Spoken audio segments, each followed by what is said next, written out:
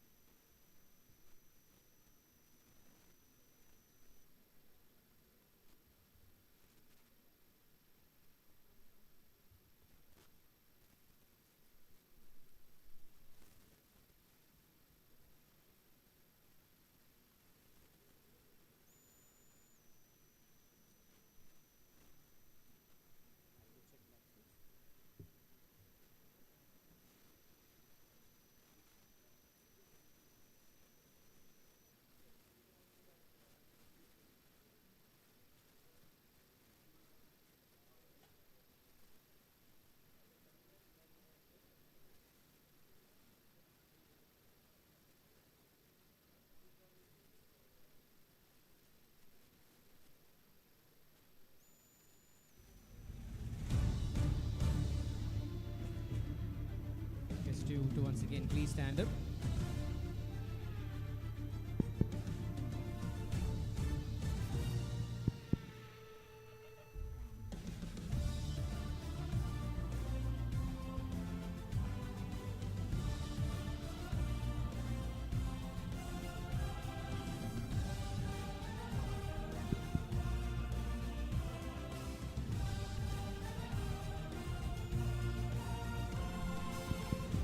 Thank you. Kindly be seated.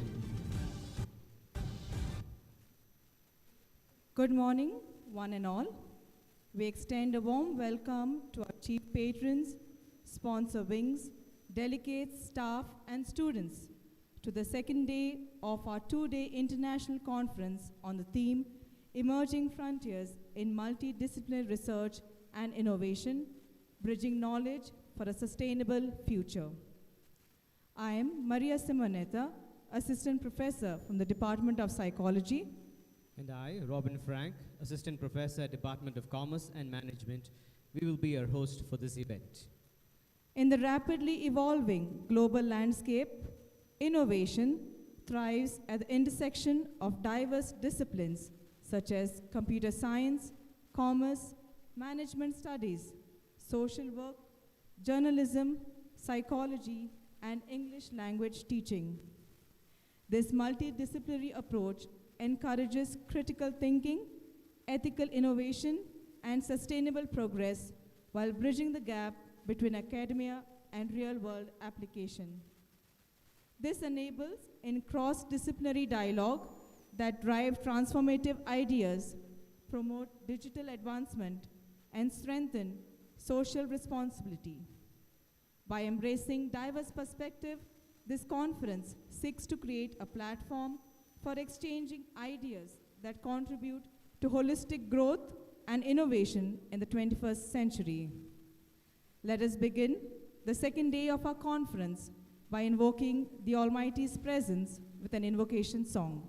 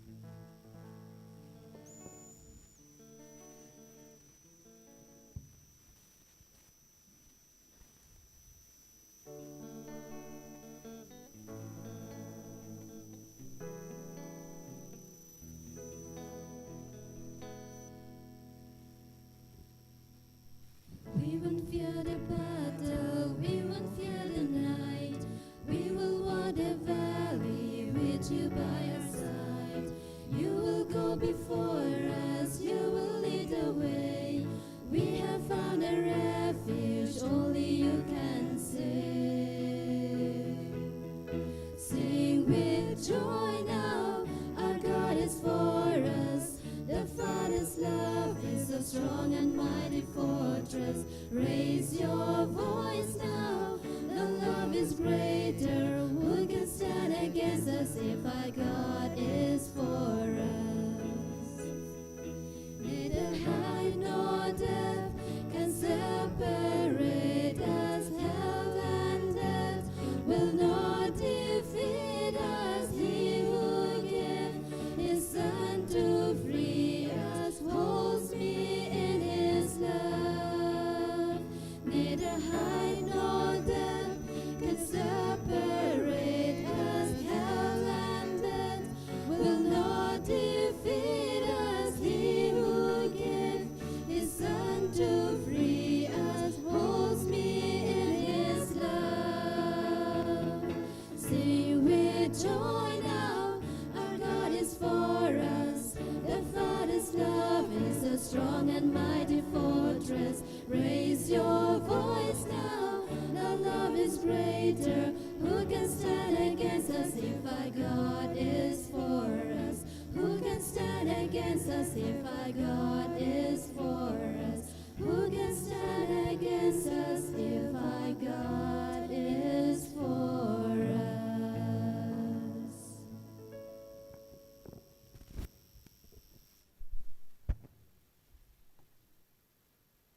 Thank you, team.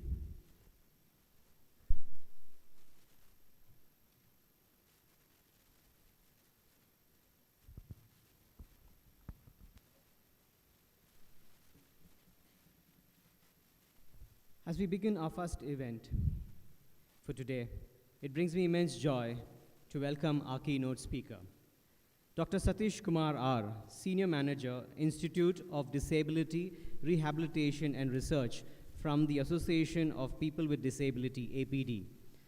Dr. Satish Kumar R.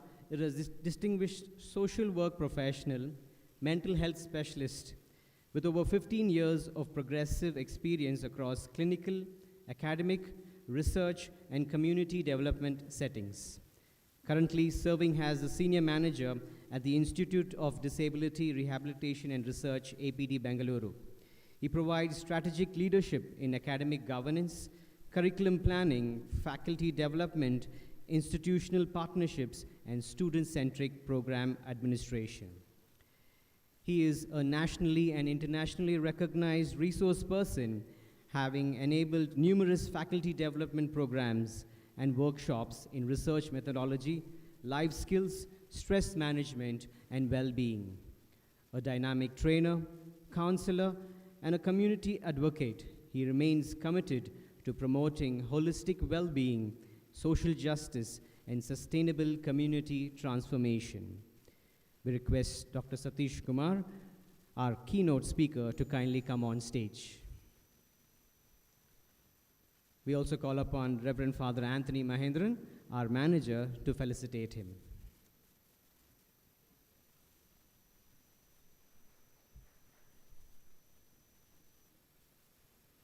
You can put your hands together now.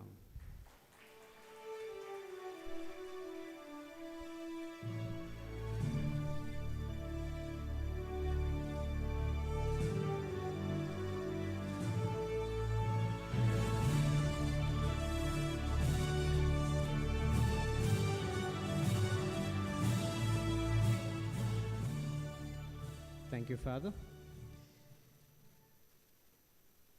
We now hand over the session to our keynote speaker, Dr. Satish.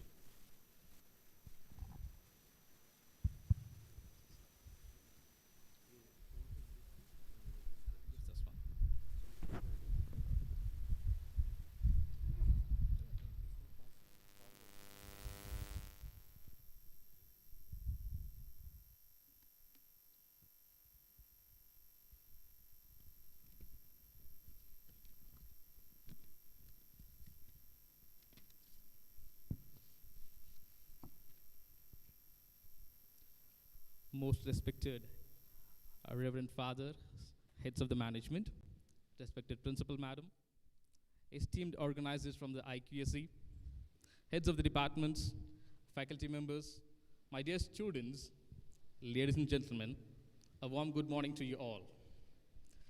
It is a privilege and a honor to be present at St. Aloysius Degree College for this international conference on emerging frontiers in multidisciplinary research and innovations, bridging knowledge for a sustainable future.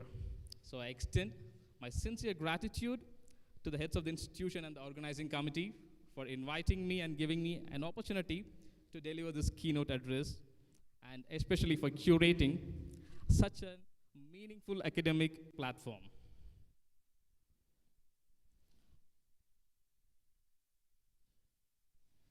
I'll be very honest here. Okay. I was actually listening to the keynote and the panel discussion that has happened on day one. You know what I mean? So I was completely amazed by the content and delivery that has happened yesterday. Yeah. Not only amazed, I also started sweating. You know why? After 30 minutes of the keynote, I almost started deleting my slides.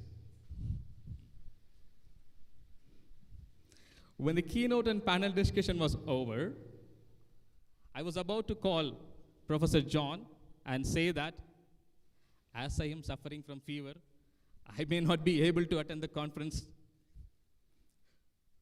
So almost 90% of the content were discussed yesterday. I was about to talk about, say, Massachusetts. I was like, hey, Shaker sir. He was already, the rocket was already there in the orbit. I was about to talk AI. Someone from the panel discussion, from the computer science background, she has already spoken. Hello, ma'am, I was supposed to talk that. Okay, at least medical field, not left for me. At least all that are fine. Let me at least share the experience of coming here. Let me at least share the experience of traveling in Bangalore. That's how Shaker sir started the discussion.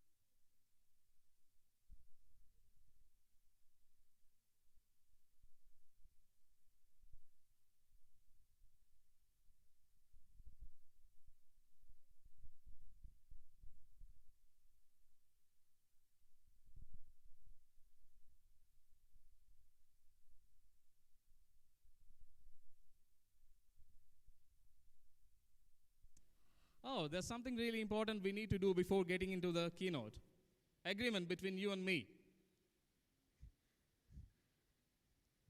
People are looking at me. Why are you looking at me like that, staring at me? We have signed up only for the conference, not to sign an agreement with you.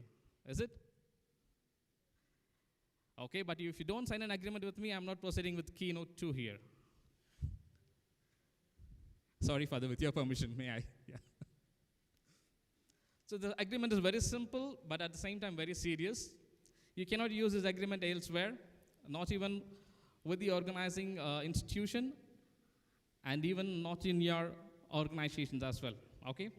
It shouldn't be used between you also. It is between you and me. Are we ready to sign the agreement here? Are we ready? Yeah, great. The agreement, as I said, is simple. So whenever I'm going to say, I want you to reply,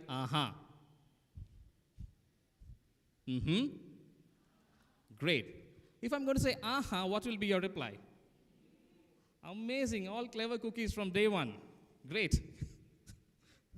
We'll proceed further. What do you see here on the slide? People? Crossing Crossing the river. Who is crossing the river here? Students are crossing the river? Okay. How are they crossing? With much joy? What is this phenomenon about? Floods? Okay, that's great. So students are finding it difficult to cross the river in a broken bridge, or they're just walking through the river during the flood time. Where are they heading to? Schools, lovely. So they're taking so much pain to cross the river during the flood times to get to school just to learn. Got it? So this is the phenomenon.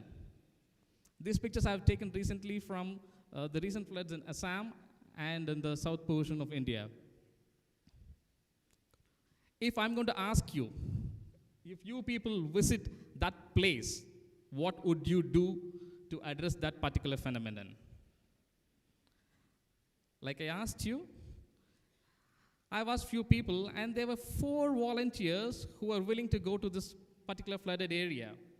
One is a civil engineer, second, an environmentalist, third was a public health professional student, and fourth was a social worker. Got it? First one is who? Civil engineer. Second, an environmentalist. Good. Third, public health student. Fourth, a social worker. Great. So after going there,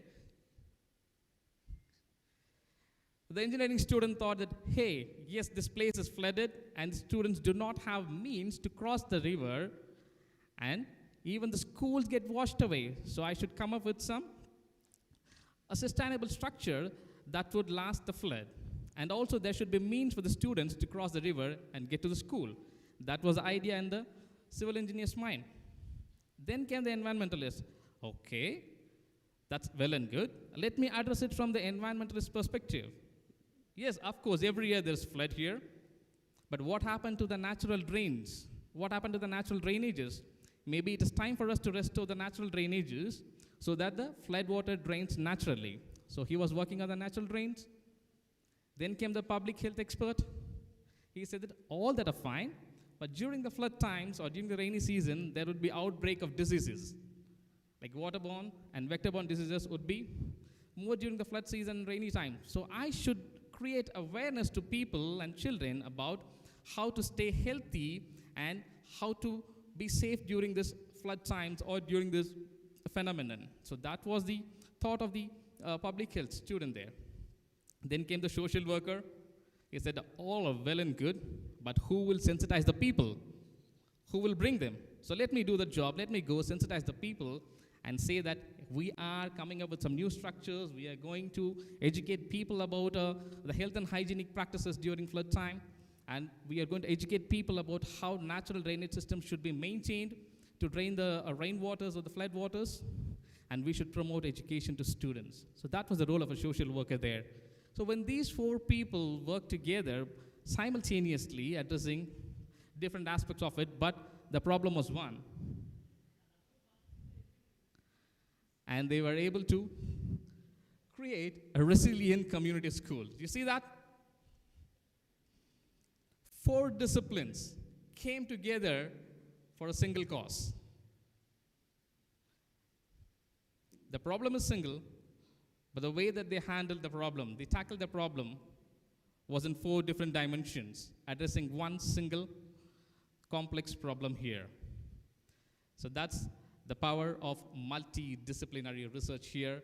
We are all right here to learn about it. Of course, you all have, actually you're all seniors to me because you have gained knowledge in the day one. So maybe you can share your knowledge as well. If I have to ask you to give a title to this phenomenon, what title would you give?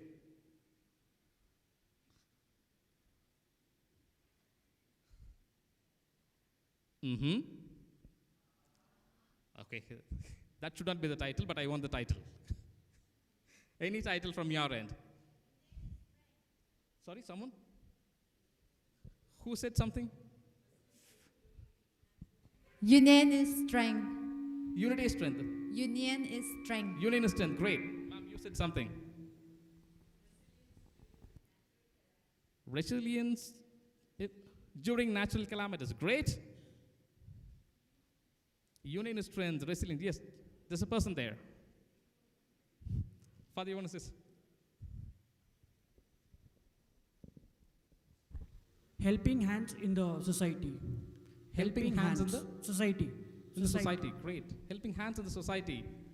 You see, we're getting a lot of titles here. I had given a simple title here. Let's see if that is matching whatever you have said. Absolutely, it is matching. Where knowledge meets purpose, union. A story of multidisciplinary change.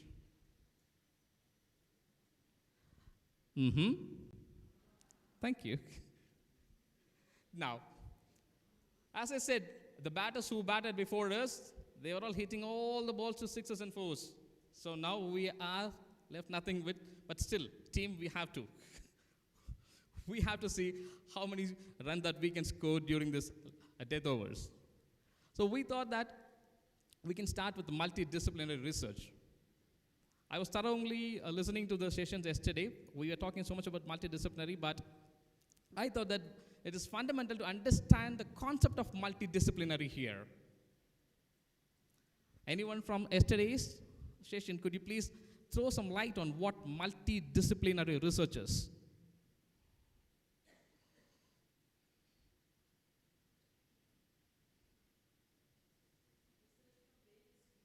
Very good. Research from various fields. Excellent. Any other thought? Someone, yes. One person cannot do everything. One person cannot do everything. One person cannot do everything. Okay. Good. Any other? From the last benches, once I was there. Any other ideas? Where various fields come together, one person cannot do anything, everything. So I was asking, hey, ChatGPT or internet, what is multidisciplinary research? Could you please share me some information about multidisciplinary research? And immediately, it gave me a good picture as well. You see there? Multidisciplinary research is nothing but a collaborative excellence. You see the words highlighted here, except black. The meaning. What is the word highlighted in green? Experts unite. You're all united here. Great. Under what? Shared themes. You're all under the shared theme of emerging frontiers in multidisciplinary research and innovations, bridging knowledge for a sustainable future. You come under a shared theme for what? To leverage distinct disciplinary methods. How many of you are from engineering background here? No takers, okay. Medical background? No medicals? Okay. Computer science? Great. Commerce? Good. Psychology? Hey, you're raising up for everything, man. Psychology, okay. Social work? Good. MBA, business management? Good. Any other field that I'm missing here? Economics? You're all united here because you want to leverage the distinct disciplinary methods. By leveraging distinct disciplinary methods, what are we going to do? Oh, language. Sorry, I missed out, ma'am. English. Great. Literature. We have a literature person here. Great. So what are we going to do by leveraging the distinct disciplinary methods? We are going to tackle complex global or real-world challenges. So that's exactly where the multidisciplinary research comes into play. Sir was talking about various challenges yesterday, and even the panel members were discussing about various challenges yesterday. But what are the pressing global or the complex global challenges, the real-world challenges? That's exactly where the expertise of the multidisciplinary research is going to be useful. So you have a methodological approach in multidisciplinary research. First is the distinct expertise. As I said, people from various disciplines will come together. Then second is the supplementary findings, which means that from each finding, you will go for a unified, you will add knowledge to the unified theme. Like how you had seen in that phenomenon, there were 4 different disciplines, and they were all adding up knowledge. They were they were giving the additive knowledge for the same theme, just to how to safeguard ourselves during flood, and how to promote education to others. That was the theme. Then integrated understanding, a comprehensive view that emerges from a diverse perspective. Do you agree with me here? Uh-huh. I said uh-huh. Okay, great. What could be the key benefits of multidisciplinary research? You see, innovation through diversity. Will that happen in multidisciplinary research, friends? Will it happen? Innovation? It is also part of our theme, innovations. Very true. Competitive proposals. What do you mean by competitive proposals? It is almost like bidding. If you have a good expert panel with you, people from diverse background, people from diverse disciplines, then you have a greater chances of nailing that bid. When you're writing proposals for research grants, if you have people from diverse disciplines, then you have a greater chances of coming up with a competitive proposal to nail the thing. Then you have new thinking patterns. There's a concept called design thinking. How many of you are aware of that? Design thinking. You see? So that can also emerge, new thinking patterns. So these are all some of the benefits that I thought I would highlight here. We are still seeing the tip of the iceberg. The iceberg is yet to come to you, people.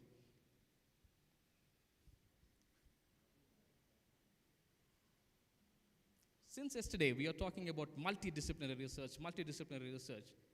What is the difference between multidisciplinary, interdisciplinary, and transdisciplinary research? Can anyone help me out here, please? I could see a lot of senior people here. What is the difference between multidisciplinary, interdisciplinary, and transdisciplinary?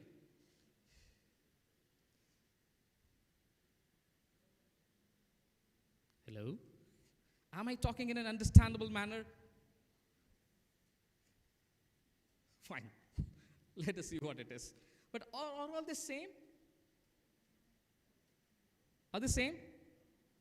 No, right?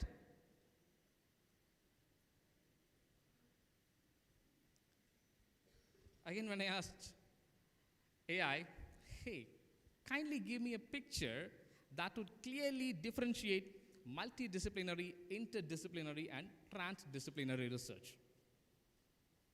What you can see here, multidisciplinary, for a particular problem, people see that problem through different lenses, where multiple disciplines come together, giving their own view from the lens. That is called as multidisciplinary. They are talking about obesity here. Obesity through different lenses.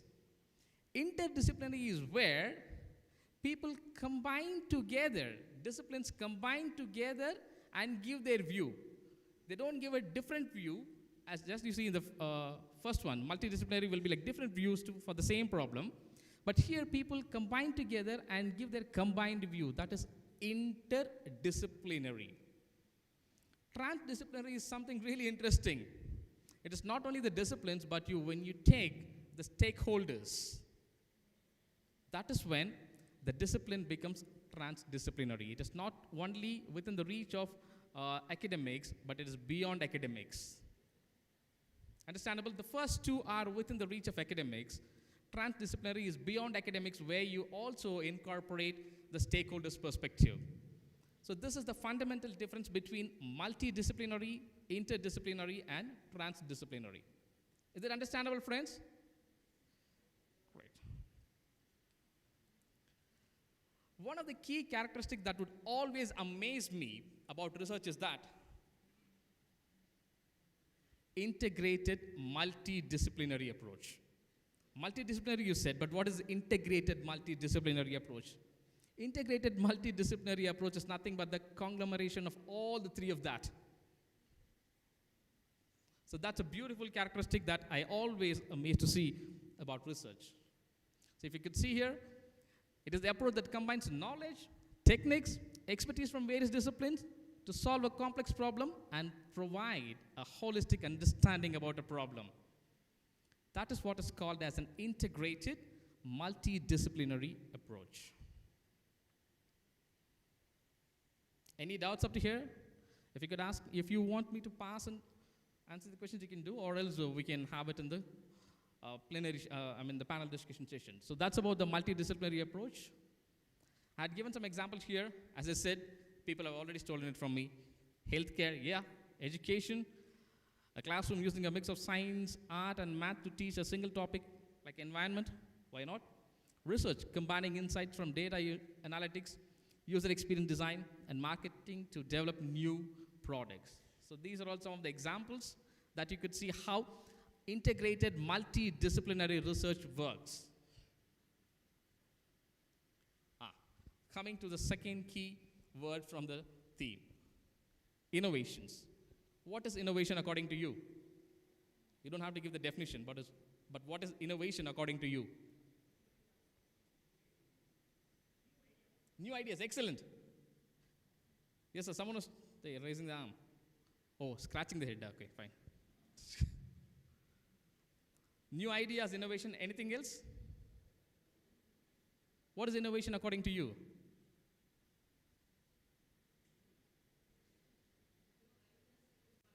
New ideas, new findings, great.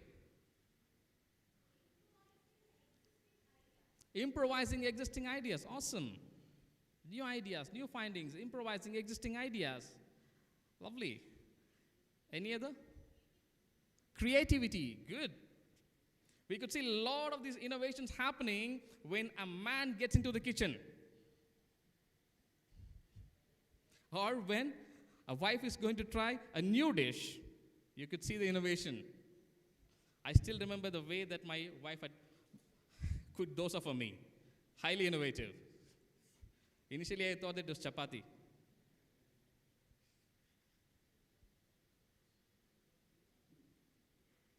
So innovation is the practical implementation of ideas that result in the introduction of new goods or services, or improvement, as you said, in offering goods or services. Either you create a new good or services, or you improvise a new good or services with your creative mind. That's innovation for you. Steps in innovation, I was talking about the design thinking, which is similar to that. Steps in innovation, identify opportunity. Yes. Second, generate ideas to address that particular issue. Remember the phenomenon? How did the engineer come up with a sustainable school or a sustainable bridge there? A sustainable resilient community? Okay. Then evaluate and select the ideas. Okay, these are the ideas I have, and out of this particular idea I'm going to choose. Develop and prototype. You're not going to directly apply to it, but you see, you develop and you see the prototype of that to see how it is functioning, whether it is withstanding or not, whether it's actually serving the purpose or not. Then test and iterate it. Good. Implement and scale it. Then finally you monitor and evaluate it. So these are the 7 steps in innovation. Remember, we have seen about what multidisciplinary research is, what is the difference between multidisciplinary, interdisciplinary, and transdisciplinary. And we also move to innovation. What is innovation according to you, I asked. And we are now seeing the process in innovation.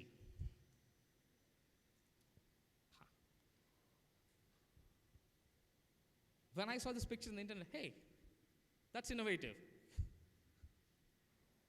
Innovation is the new need of the hour. If you go and appear for an interview, you say that, hey, I have all the qualifications. Of course, the other person is also having the qualification, but what is something new in you? How are you going to teach this particular subject? How are you going to address this particular problem? Can anyone give an example of this new need of innovation? Any lifetime examples, any life examples you can give? Example from your life?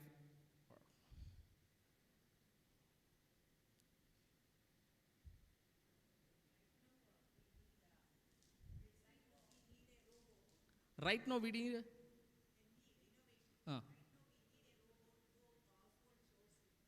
okay, we need Chitty to do that. Good. Yes, sir. Okay, similar AI models to do that. Ma'am, you're saying something from the front rows.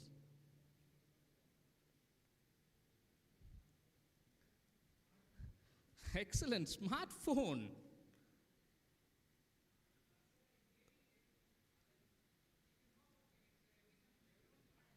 Sorry, man, not able to hear you properly.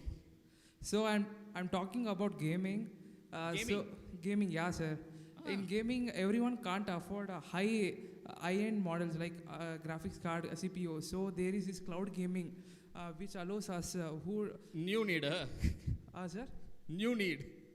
No, yeah, sir, exactly. Like we can game that the games which need high-end CPUs and GPUs, we can game easily using cloud gaming with a less amount. Only 1,000 rupees, 500 rupees it will take. Okay, that's completely so different for me to hear from a technical perspective of that. Gaming, whatever that he has spoken about, high resolution gaming and all. Friend, for your kind information, we are from the ground. We don't play. But I take that. That's a new need for the Gen Zs here. Good. When I was thinking what example that I could show you to clearly explain this new need, we started with the cricket example, right? How many of you remember that old wooden sticks, wooden stumps? Yeah? In the older days, we used to play with the wooden stumps and bales. But it was so difficult to know whether the ball had actually hit the stick and went by. Then people have decided that we should have some mechanism to capture that as well, and that's when they came with the LED light stumps. It was new need, and they'd done it very successfully here. Coming to the next portion. We have spoken about multidisciplinary, we have spoken about innovations, and we are moving to, what is it? Environment? Very good. Sustainable future.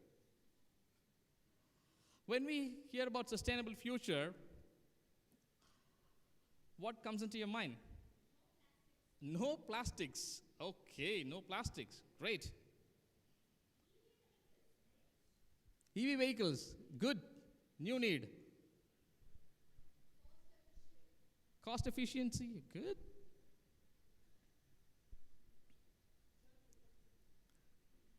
Someone?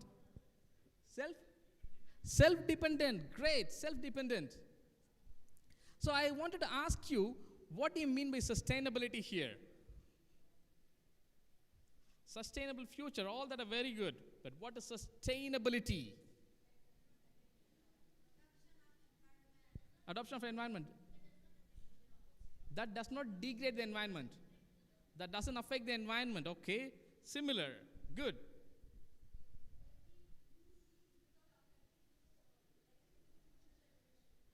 Lovely. You're nailing it to perfection. Social okara. Okay. Good. So the ability to maintain or support a process continuously over time is what sustainability means. So the ability to support a process over time, that too continuously, that's what sustainability means to you. That is fine. Sustainable development, what the friend on the other end had said. So in 1987, in that World Commission on Environment and Development said that sustainable development is nothing but meeting the needs of the present generation without compromising the ability of the future generations to meet their own needs. Got it? So just meeting the needs of the present generation without compromising or without altering the ability of the future generation to meet their own need. That is exactly what sustainable development is for you. So these 2 days of conference should lead us to bridge knowledge towards that. That's exactly why we are here. So I'm going to give you some examples of sustainable development. The first one is sustainable agriculture and farming. Is anyone here from the botany background? I think the principal was here, but she has left. Okay. Anyone from botany background or environment sciences? If you can see, these are the 7 practices of sustainable agriculture, where you see an integrated pest management, then crop rotation and diversity, renewable energy sources, water management, soil management, organic farming, and agroforestry. You think all of these are done by only botanist or agriculturist? No, definitely not. As you rightly pointed out, no one single discipline can do everything. We need people. Why we are having a lot of speakers here? Only one speaker is enough for 2 days, no? Because we need people to understand it further. We need multiple disciplines to have their knowledge. We need multiple disciplines to have different ideas. So that's, if you could see, for sustainable agriculture and farming, it is not only the agriculturist or the botanist who is going to work towards it, but you have engineering people there, you have environmentalists there, then you have people from geology, soil management, then someone who's very good in organic chemistry could be there. Renewable energy sources, people who study about the energy should be there. Got it? So it is a culmination or conglomeration of various disciplines here. Sustainable agriculture and farming, again, as I said, whether it is a integrated multidisciplinary approach, does it have? Does it have an integrated multidisciplinary approach? Yes or no?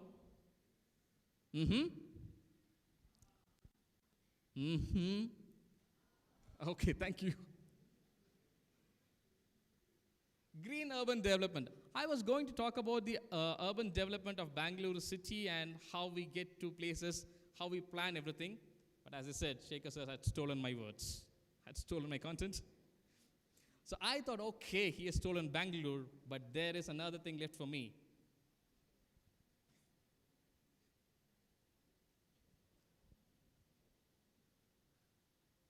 Can you tell me which country is this?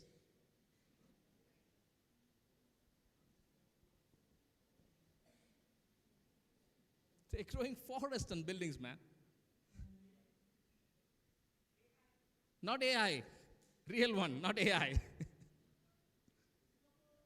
Sorry? Someone said it rightly. Very true. It is Singapore. So through the Green Plan 2030 and City in Nature vision, Singapore maintains 48% green coverage and aiming to mitigate urban heat and enhance biodiversity. People who are born and brought up in Bangalore. How is Bangalore now for you? Or at least people who have migrated to Bangalore 10 years back. How is Bangalore for you now? Sweating, yeah. 10 years back, people used to walk with sweater in the middle of the day. What are we going to do? And how are you going to do that? By integrating various disciplines. As I said, it is not possible with just only one discipline. Waste management and circular economy. Have you heard of this term, circular economy? Circular economy. No? Okay, that gives me an opportunity here. Circular economy works based on these principles. Make, use, recycle. Then again with recycling, you make it, use it. Got it? But in linear economy, you take it, you make it, and you dispose it. How many of us are willing to reuse it?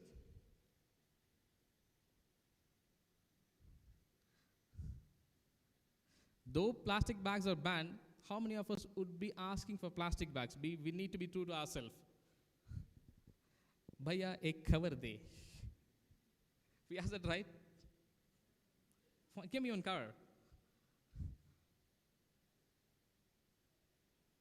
So these are the 6 R's of circular economy.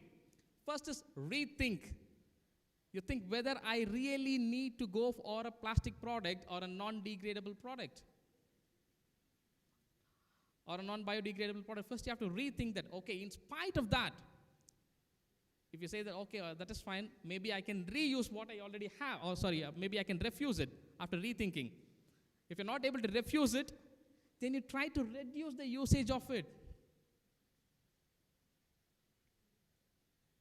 We have to reduce the usage of it. Okay, even then if you're not able to reduce the usage of it, repair it. Once if a plastic bottle is broken, how well are we going to use it? I'm seeing a lot of YouTube videos where these plastic bottles have been used for terrace gardening or like balcony gardening. But how well are you going to repair and reuse it? Then you have to recycle it, again rethink. So these are the 6 R's of circular economy. So that reminds me of a case study of a happy turtle. So I leave it to you people. Due to lack of time, I'm not going to explain the case study. Happy Turtle, a company started by a person who wanted to implement all the 6 R's and have a sustainable business. So it's called as Happy Turtle. I leave it to you people to go and see what it is. We have seen what sustainability is. We have seen what sustainable development is. What are these SDGs? Sustainable Development Goals. How many Sustainable Development Goals are there? 17. Excellent. 17 Sustainable Development Goals are there. See here, the United Nations has given us Sustainable Development Goals. 17 Sustainable Development Goals. And how many of you know that they also have the United Nations Academic Hub for every single academic, SDG here. So it is high time for academic institutions to think about it and say how I should become a member or how can I be a United Nations academic hub for any of these SDGs. In India, we have only 2 institutions. And the next institution that we have to look out for, which is in Japan, in Asia. All of the institutions are outside of Asia.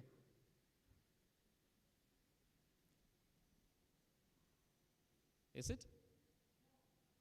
No? Okay. I say one. I could see one. Nay.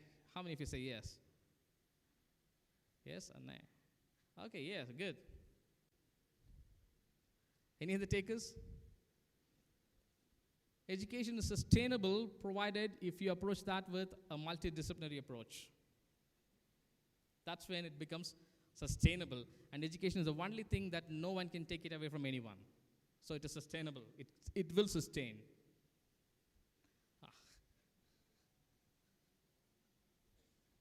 Any takers for this picture? Can you identify any of?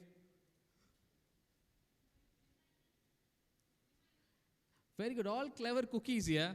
When I showed this picture to my wife, she said that, hey, is it within South and a garden? But it is just MIT. When I was listening to the keynote yesterday, hello, sir, please do not say any example from MIT.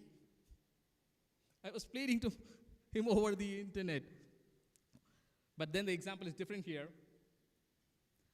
In MIT, people don't work in isolation. They always collaborate and work. So that's why they have come up with a new research where it is AI-driven diagnostic research. What are the disciplines that you think should be working together for this particular research? Computer science, good. Someone said something. AI model creators, training, okay, good. Computer science, AI engineers, then social workers. Who's that? Okay, I'll meet you later. Doctors, excellent. Doctors are required. Good. Biochemists, lovely. Biochemists are required. Microbiologists, good. Excellent. So it required collaboration between computer science, medical doctors, statisticians, ethicists, public health experts. Of course, as you said, biochemists, microbiologists. But why an ethicist there? What is the role of an ethicist?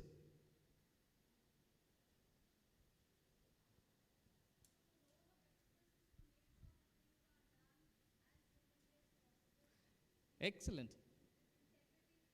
Lovely. So she's nailing it to perfection. The role of ethicist is to see that whether all the procedures are done in a human, based on that humanitarian grounds, right? Yep. And also to maintain integrity, because it is an AI research. There are greater chances for issues of confidentiality. So it is the role of the ethicist to see that whether the research has cleared the ethical guidelines. That's why you see the role of ethicist is very crucial here. Yep. Technology alone cannot solve a problem. I may have a technology, but if I don't have a public health expert who is going to take it to the public, it is not going to reach anyone. Technology would be remaining as technology.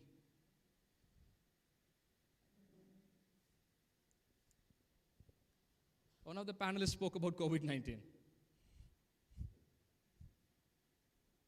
But the dimension is different here. How many of you were studying in school during COVID-19? Lucky, Ella. All lucky. How many? Next question. How many of you were teaching during COVID-19? I pity you. Because we know the strain that we had taken. Every time, hello, please turn the camera on. And people are very clever. They used to make the GIF images and make it look like that they are actually present. All these things happen. But we're talking about COVID-19, the pandemic that has affected the entire world. So to address the pandemic, multiple disciplines work together. Epidemiologists study the widespread of diseases. How fast it is spreading, where do you see the epicenter of the disease, and where you can see that it is going to spread further. Epidemiologists were able to do that. Data scientists build predictive models. In Bengaluru, every time you get up in the morning and see the news, hey, how many cases are there? How many cases are predicted to be there in the evening? And how many cases are predicted to be in the weekend? It was done by data scientists. Medical researchers developed vaccines. Covishield, Covaxin. We got it in no time. It was all because of the medical researchers. Psychologists study the human behavior. What happened to people during COVID-19? There were a lot of suicide happening, especially among people with disability and people who are into substances and people who had mental health challenges. They were not able to go to their regular therapy sessions, and they started behaving weirdly. They were not able to control the behaviors. So psychologists study the human behavior there. And how many of us have stored hundreds of Maggi packets and dozens of eggs at home during COVID-19? Will you store it now? What was that behavior then? See, psychologists were able to study why people were behaving in a different way. Economists analyze the economic impact of it. How many startups have to shut down? How many companies have lost their revenue? How many people have lost their jobs? And what was that impact, economic impact in the country? Because of COVID-19, economists were able to do that. Public policy experts designed the response strategies, like how we have to respond to COVID stage by stage. It was all done by the public policy experts. Okay, we'll have a lockdown for 4 days, then we'll have a lockdown for 3 continuous days, then we'll allow people to walk during this particular time. During this particular time, the shops would be open. These were all able to implement by the help of the public policy experts there. So that's how multiple disciplines came to address this complex global issue during the COVID-19 pandemic. And as you say, no global crisis can be solved by one discipline alone. Digital empowerment. This also was taken yesterday, Aadhaar card and UPI. But I would say that this innovation came up as an innovation with social impact. So multiple disciplines came together for this particular innovation to create social impact here. Aadhaar card and the unified payment interface. As I was mentioning about, even the Americans want to adopt our UPI methods. You got it? This is something interesting. E-Sanjeevani OPD. Have you heard of it? E-Sanjeevani OPD? Launched by Ministry of India, can connect to doctors. People who are living in the farthest rural areas, the tribal areas, can easily connect to doctors for consultation. Again, was this done only by the help of doctors? Only the nurses? No. It was a conglomeration of, again, multiple disciplines. So this multidisciplinary discipline improved the healthcare access and equity here. Because healthcare access and equity was always a pressing issue in India. You see, multiple people coming together to address that particular issue.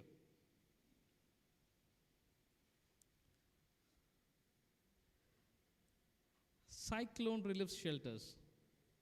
I was prompting ChatGPT to create an image for me. I'd given a real example there, and it created this image for me. Okay. So it has recently happened in Odisha last year.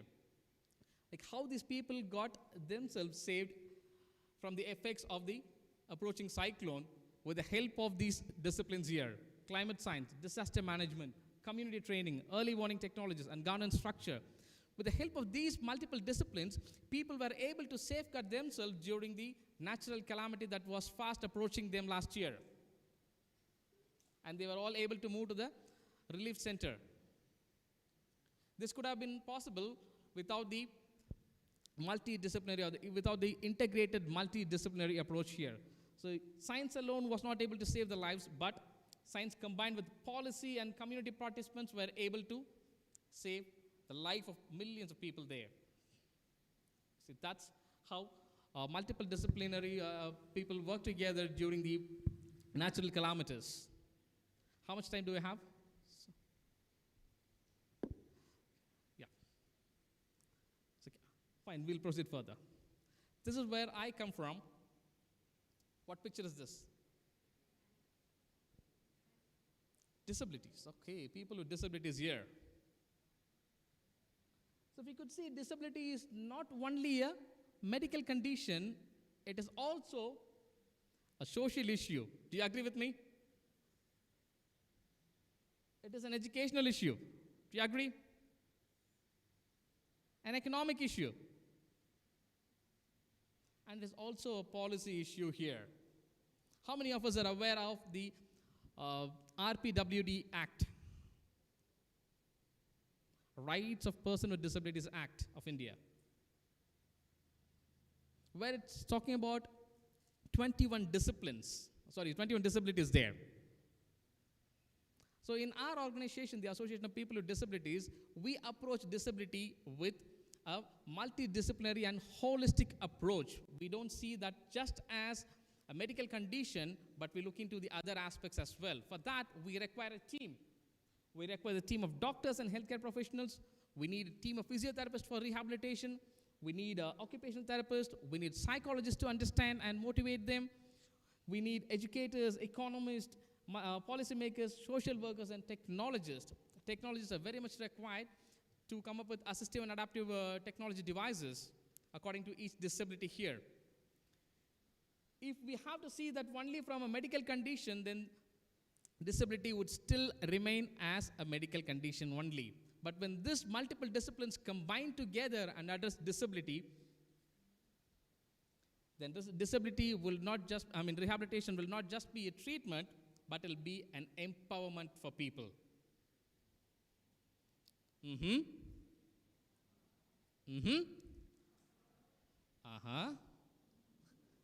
Hello. None of you had breakfast, huh? I think we have till time for coffee. Yeah. What is the role of higher education institutions? Yesterday's sessions I was talking about 4 roles. Let me see if you're going to remember that any of the 4 roles.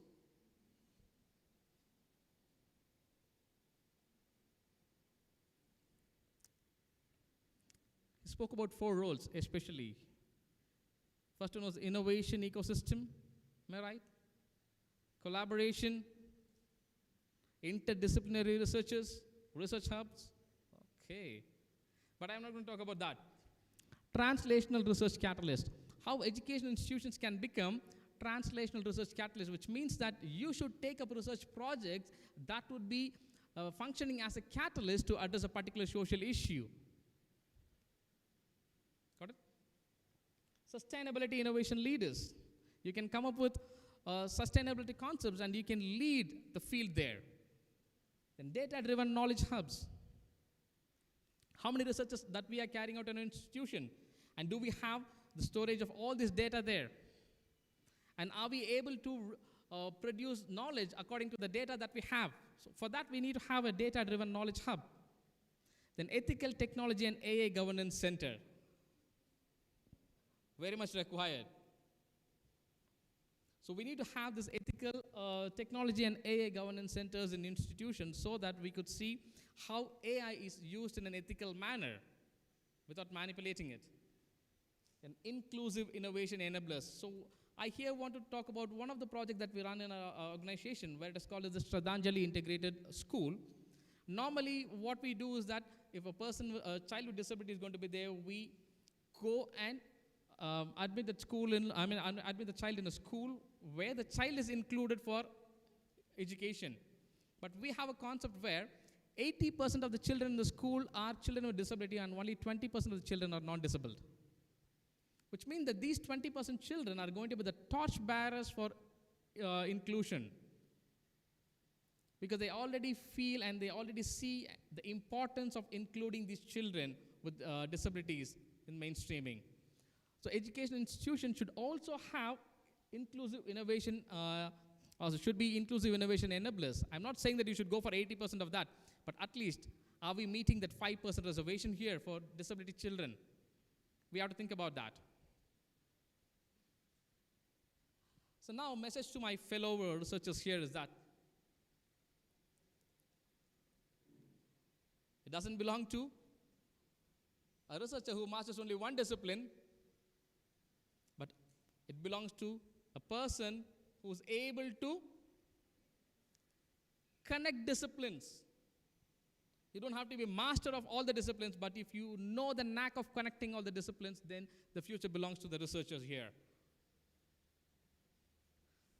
So, having said that, how a multidisciplinary future researcher should be? Any takers? Any guesses?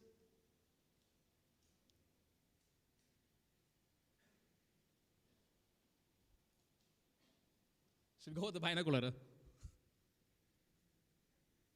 Excellent. A multidisciplinary researcher should be curious about a particular topic, about a particular social issue. Hey, this is a particular social issue that I see where I can carry out the research. And for that, I'm also curious whom I should connect with, which discipline I should connect with.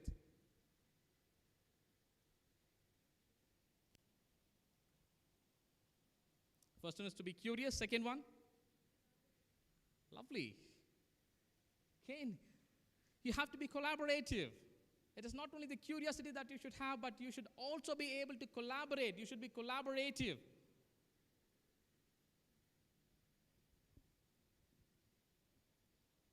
What's that?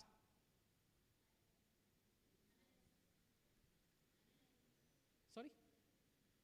Please be loud enough. Analyzing, okay, good. Analyzing, good.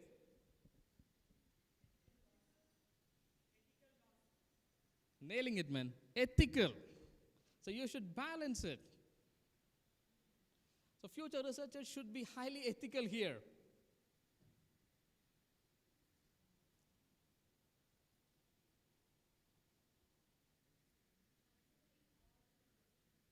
Considering all the people, okay, good.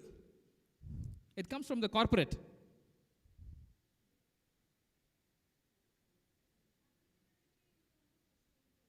Lovely, ma'am. Great. So you should be socially responsible. The future researcher should be not only be curious, but also be collaborative and should be ethical and be socially responsible here. That's what the conference is pleading for you people to be the future researchers. Let me tell a good story here. Pay attention and listen to me, okay? How many of you like the good stories? Good. So I have a story and then a movie to show you. Got it? I hope I'll finish it within time. The story is about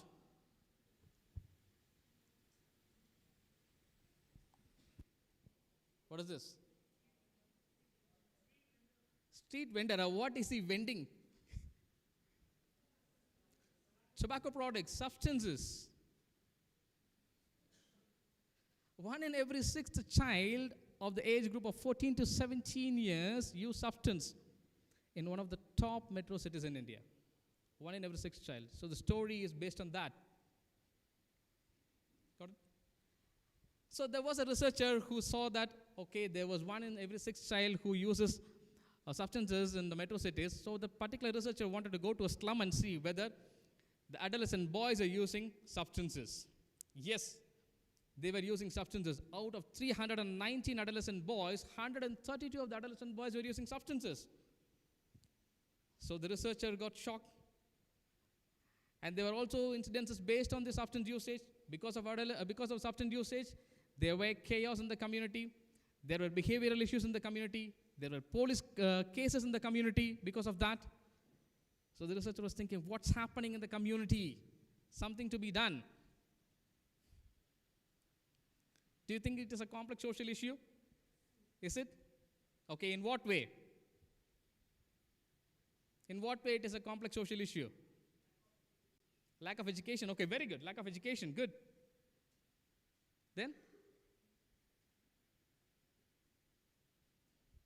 What could be the reason for this? Why these adolescent boys have to use substances in slum? They were 14 to 17 years. They're supposed to study, but they are already in the hands of substances. Influenced by social media. Good. New trend. Peer pressure. Okay, good. Peer pressure. Good. All that are there, absolutely fine. When the researcher had gone to see, they were stating, the researcher was so astonished to see that these adolescent boys were lacking psychological well-being. Second, they were lacking the physical self-concept. They were lacking awareness of physical self-concept. They were lacking the social self-esteem. They were not recognized by the society. And eventually, that had led to the downfall of their overall self-esteem. So researchers prove that a person with lower self-esteem is much prone to use substances. So the researcher was thinking, how can I improve the self-esteem of these people?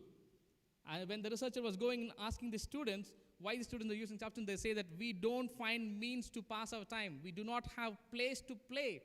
We like to play, but we do not have place to play. And even if we play on the road, police comes here. And we, as you rightly pointed, people are not accepting me. Peer pressure is there. My hero is using substance in the film, so I am just copying that. So they were lacking all this physical self-concept, psychological well-being, and social self-esteem that has eventually affected their overall self-esteem. So the researcher decided that he or she wanted to improve the self-esteem of the person, of that particular substance-using adolescents. So for that, the researcher alone cannot do that. To improve the psychological well-being, the person required a psychologist. Yes, the person hired a psychologist to deal with them. Then to improve the physical self-concept, the substance-using people need to be taken to the ground. So the person hired a physical educator there to teach them football, to engage them with football. To improve the social self-esteem, they wanted someone to be in the community. So the person involved the community leaders to have a Pepe talk to them. All these things have been given to them for 6 months of training, of intervention, and finally the substance usage got reduced because of the increased self-esteem. This has happened in one of the major metro cities in India. Got it? And that intervention was done by a social worker. Yesterday we celebrated the International Day of Social Work, where it says that a Harambee call to United Divided Society. What is a Harambee call? What is Harambee? Harambee call. It is from Swahili, from Kenya. Harambee call is nothing but pulling together, which means that pulling multiple disciplines to address a particular social issue. That's exactly what was done in the case of substance-using adolescents. There was a Harambee call made. Multiple disciplines were pulled together to address the issue. football was given to them. There was cognitive behavior therapy that was given by the psychologist. Community awareness programs were given to them so that they reduced the substance usage and got the recognition and got the inclusion in the society. And they wanted to create a drug-free society there. Those substance-using adolescent boys were actually dropping out of school because of substances, and that particular intervention had given them another opportunity to get back to school. And now all those 132 boys are settled in life. They are doing, a few of them are doing the higher education, and most of them have gotten into employment. And that particular slum had become a drug-free slum. It has happened in India, especially in South India. So Nelson Mandela said that education is the most powerful weapon which you can use to change the world. Do you agree with me here? That's exactly what has happened in the case of the substance-using adolescents there. Multiple disciplines came together to address that issue, and they'd given them an opportunity to get educated.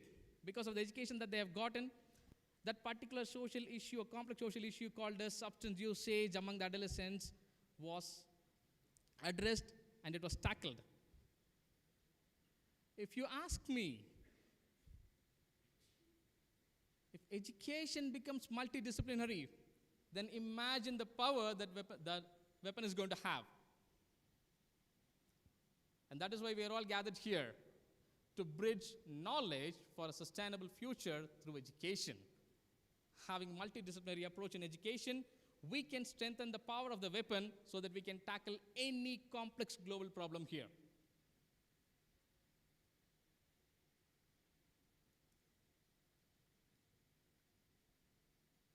Do you agree with me? Do you agree with me? Yes? No? How many of you would say yes? I don't see arms going up. Others still contemplating whether to raise my arm or not. Very good. I appreciate the people who rose their arms. Sir, I want the video to be played. So I have a short film for you all. After that, I'm going to ask you a few questions and leave you. Please bear with me for 10 more minutes. There will be a short film in that folder called as Odom. Could you please play that?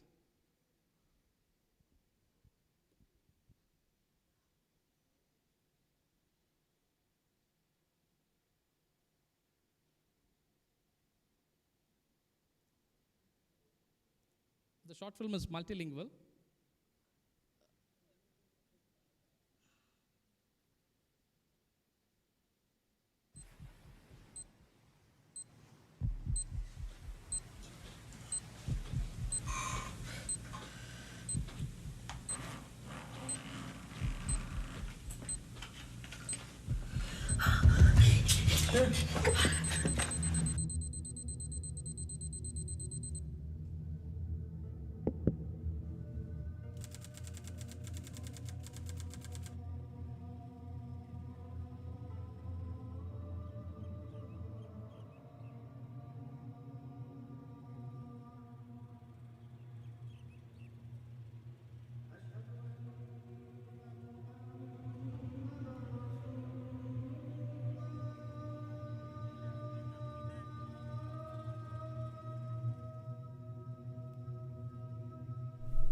اليونان لازم نتأكد إن الجهاز رح يضل شغال لحتى يوصل للمياه الدولية.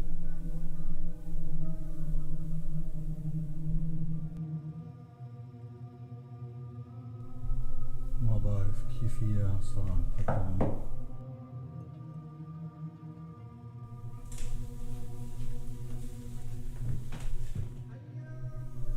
انتبهوا ان تكونوا على الوقت.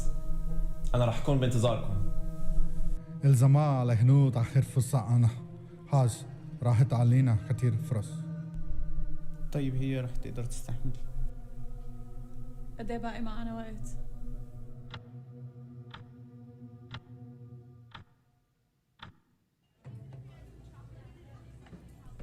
It's a good trip. Pain சூப்பரா இருந்தது. ஆனா Turkey பார்த்ததுக்கு அப்புறம் நேற்று morning keep பண்ணிவிட்டு evening serve பண்ணோம்ல, I think that was interesting. Ankara blast மட்டும் நடக்காமல் இருந்திருந்தா இன்னும் 2 days ஸ்பெண்ட் பண்ணியிருந்துருக்கலாம். That was ridiculous, unimaginable. ரீஸ் ரேலியில் போய் எல்லா ஊர்லேயும் இதே பிரச்சனை தானே. ஏன் இந்தியாவில் எடுத்துக்கோ, ஒரு பக்கம் பொலிட்டீஷியன்ஸ், இன்னொரு பக்கம் தீவிரவாதி. மர்ஹபா. மென்யூஸ். Thank you. மேயா பா, பயங்கர பசி. நீ கொஞ்சம் சீக்கிரமே சாப்பிட்டு கிளம்பிடலான்னு. ஆர்டர்ஸ். எகோத்தோன் அரித்மோ எனியா. அது கிரீக்கு. நம்ம ஒன்றும் டர்க்கியில் தான் இருக்கோம். I will have a number 9 and he will have a number 11. 9, 11. Okay. Anything else? Yeah, that's it. Okay.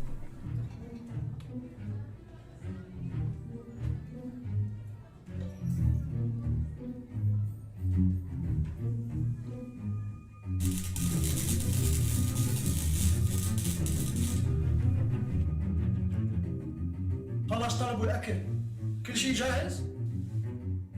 شنطة. ஏய் யஷு, க்ரூஸ் பாஸ் உங்ககிட்டயே இருக்கு, என்கிட்ட இல்லை. எதுக்கு டென்ஷன் ஆற? என்கிட்ட தான் இருக்கு.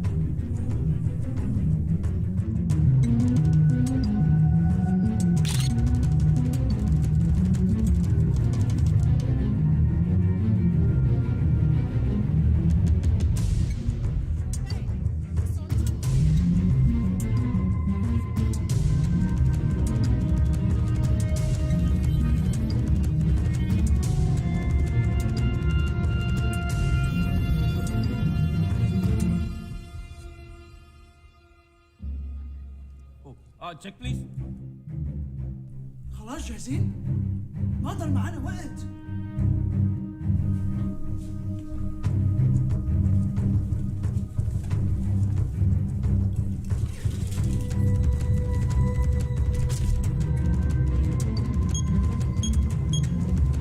شوي شوي. أنا فكرت كتير منيح. حاولت اقنعها بس ما في حل تاني. شو نسيتوا شو صار مع غالب وكردي وريحانة وملايين الضحايا؟ 4 سنين خلص بكفي. نحن صار لازم نتصرف، نحن لازم نعمل شيء بإيدينا. طب شو رح تساوي؟ فكري بموضوع. أنت بتعرف إنه هذا الشيء مو مشاني أنا، وأنت ما رح تقدر تمنعني، لا تحاول. يلا توكلنا على الله. إن شاء الله حتكون بداية جديدة.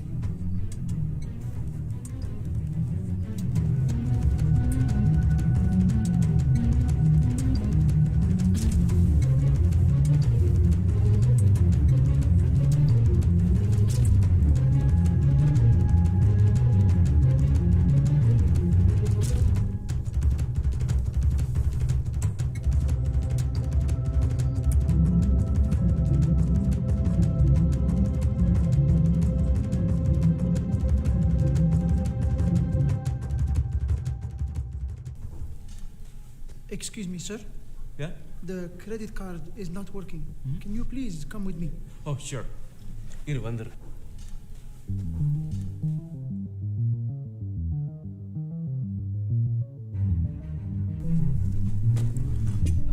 Sorry, I dropped your That's okay. It's good.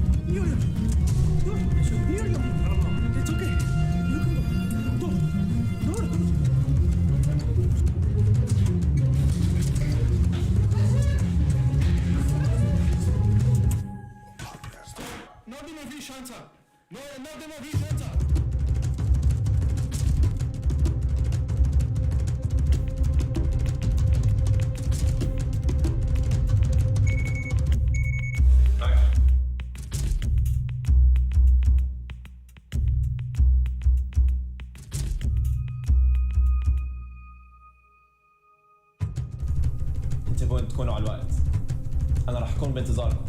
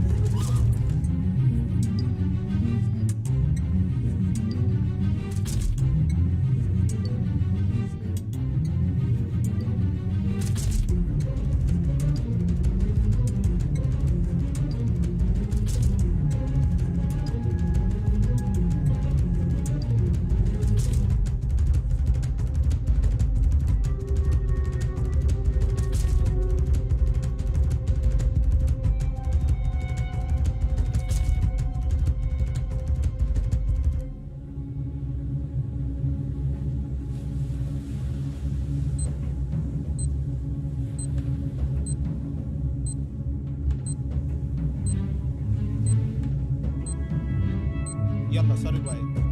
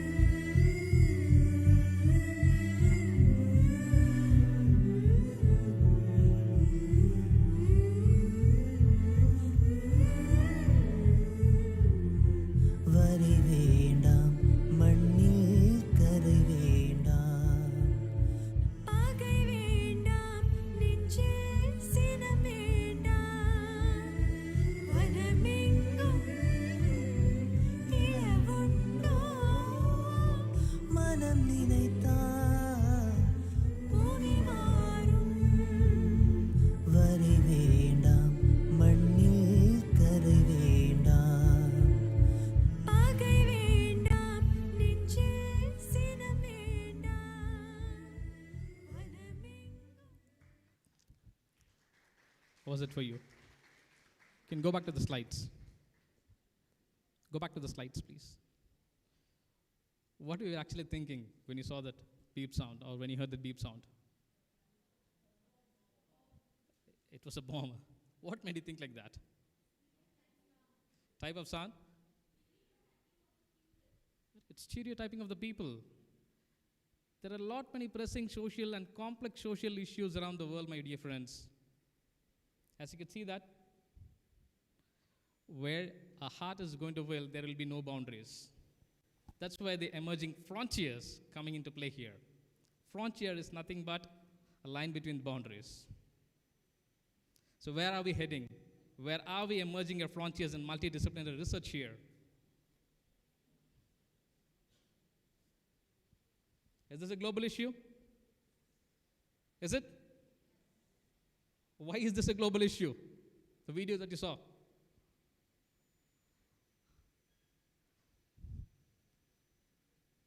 There's war happening between nations. And there are a lot of refugees. There's going to be a lot of refugees in the future as well. There are a lot of bigger issues than we think. So we need to think globally. We need to integrate the disciplines globally here so that we can address the complex issues. So let this conference inspire us to bridge disciplines, connect knowledge, and create innovations that will truly serve humanity. Thank you. I remain.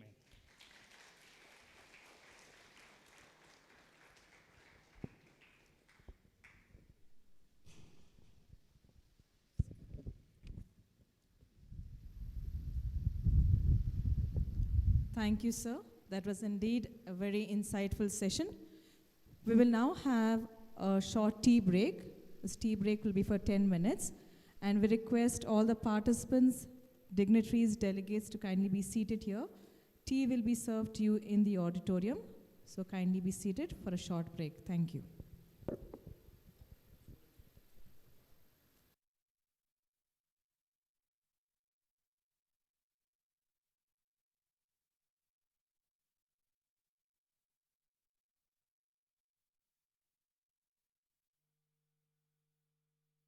Staff and students, you all can be seated in the auditorium for the refreshments. Thank you.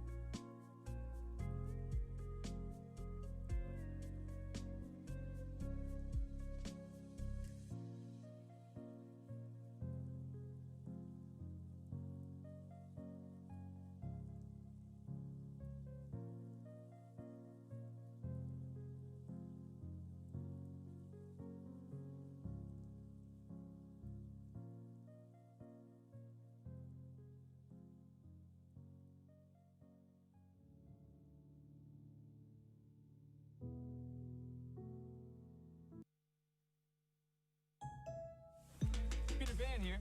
You know, I thought growing up would be the worst, but then I found a way to hack adulthood. It's called AAA. With AAA, it's all about the perks, just like being a kid, except with better snacks and no bed.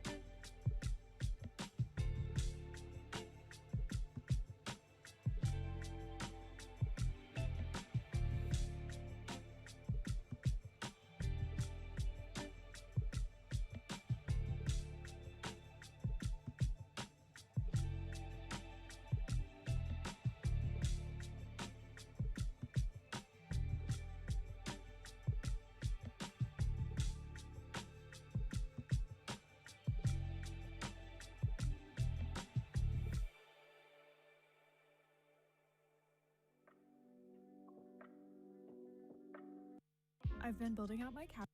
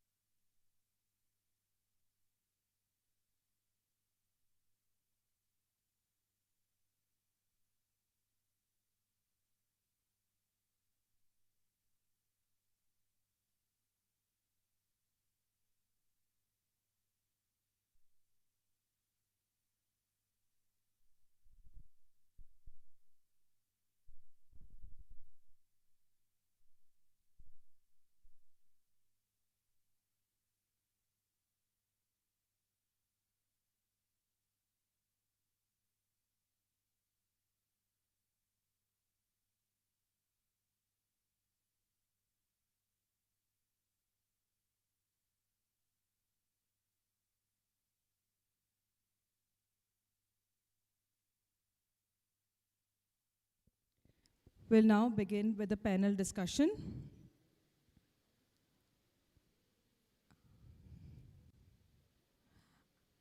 I request our keynote speaker for today, Dr. Satish Kumar, to kindly come on stage.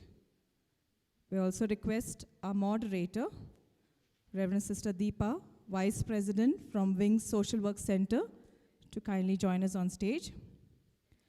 We have our two panel members today, Dr. Chamundeshwari, Associate Professor, Reva University, request your presence on stage, ma'am, and Mr. Nyanraj, as founder and CEO of Sadre Solutions, to kindly come on stage.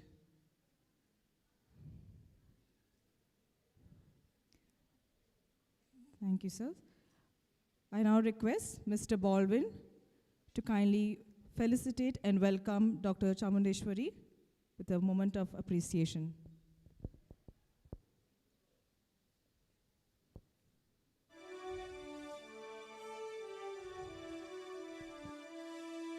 Please give a big round of applause.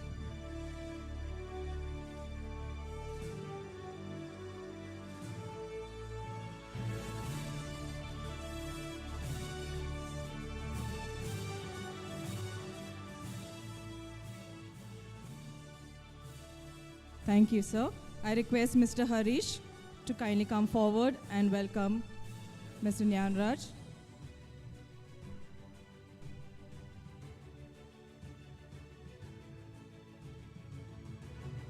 Big round of applause for our guest today.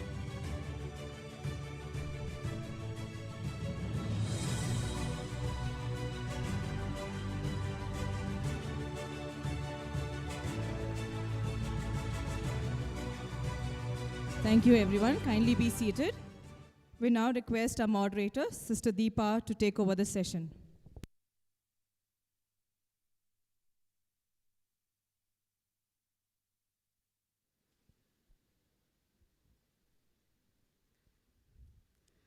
A very good morning, everyone. A warm welcome to each one of you, especially to the panelists, to this second day of the International Conference. I consider it a privilege and honor to moderate the session again. Once again, to remind you about the theme of the conference, Emerging Frontiers in Multidisciplinary Research and Innovation, Bridging Knowledge for a Sustainable Future.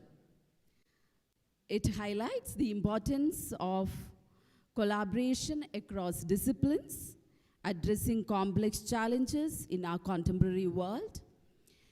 In our keynote address today, we had Dr. speaking about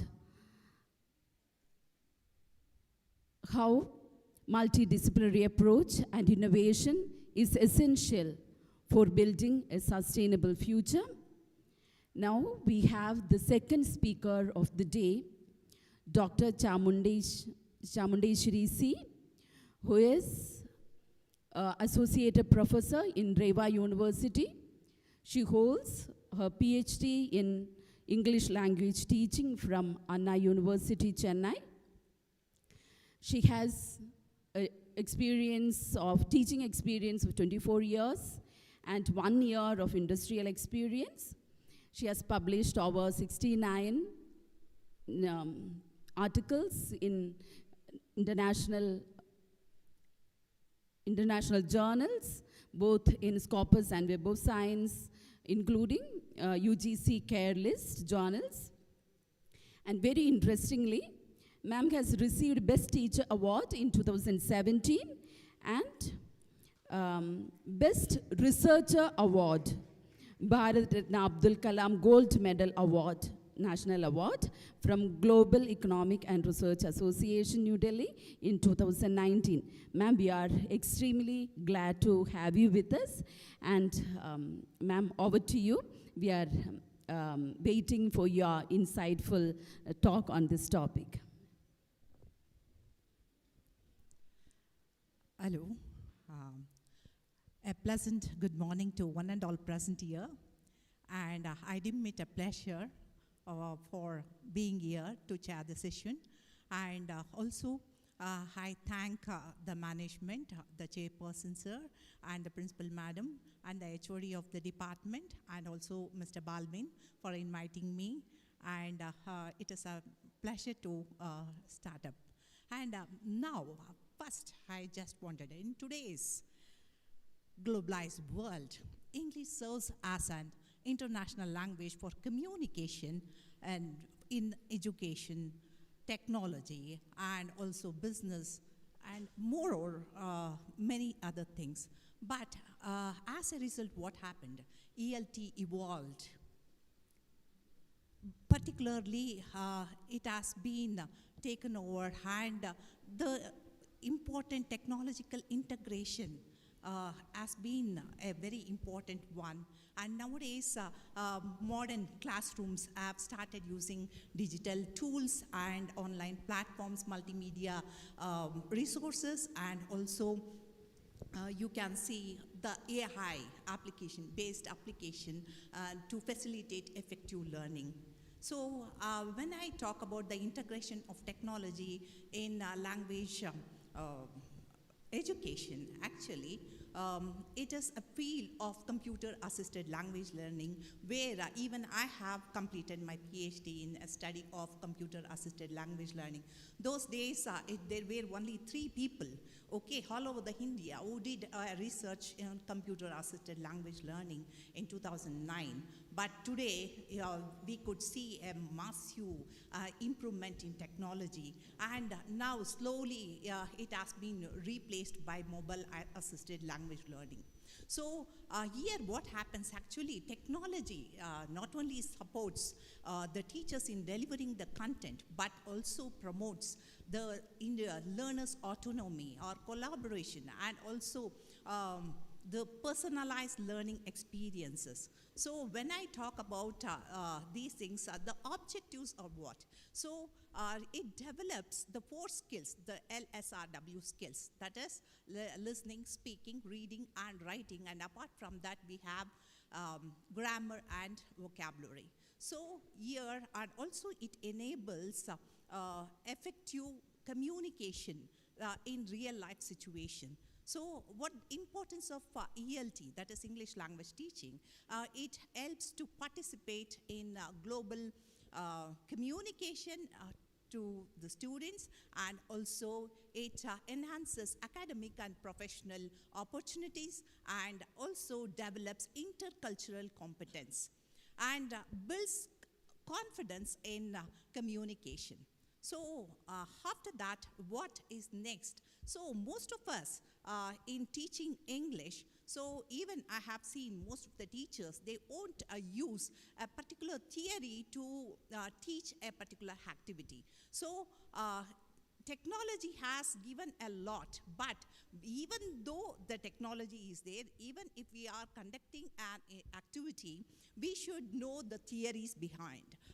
Beyond, otherwise, without theories, if we just teach a particular activity, the outcome won't be to the mark. So for example, if I talk about the constructivism, the principles of constructivism, or sociocultural theory, or PJ theory, and also Krashen theory. So what all these theories are all about, to how it inculcates the students to adapt particular language skills, maybe listening, speaking, or the other 2.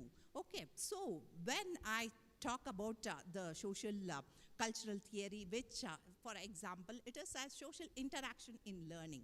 So when these things are incorporated, and I don't know how many of you are using this education or digital tools to enhance your LSRW skills.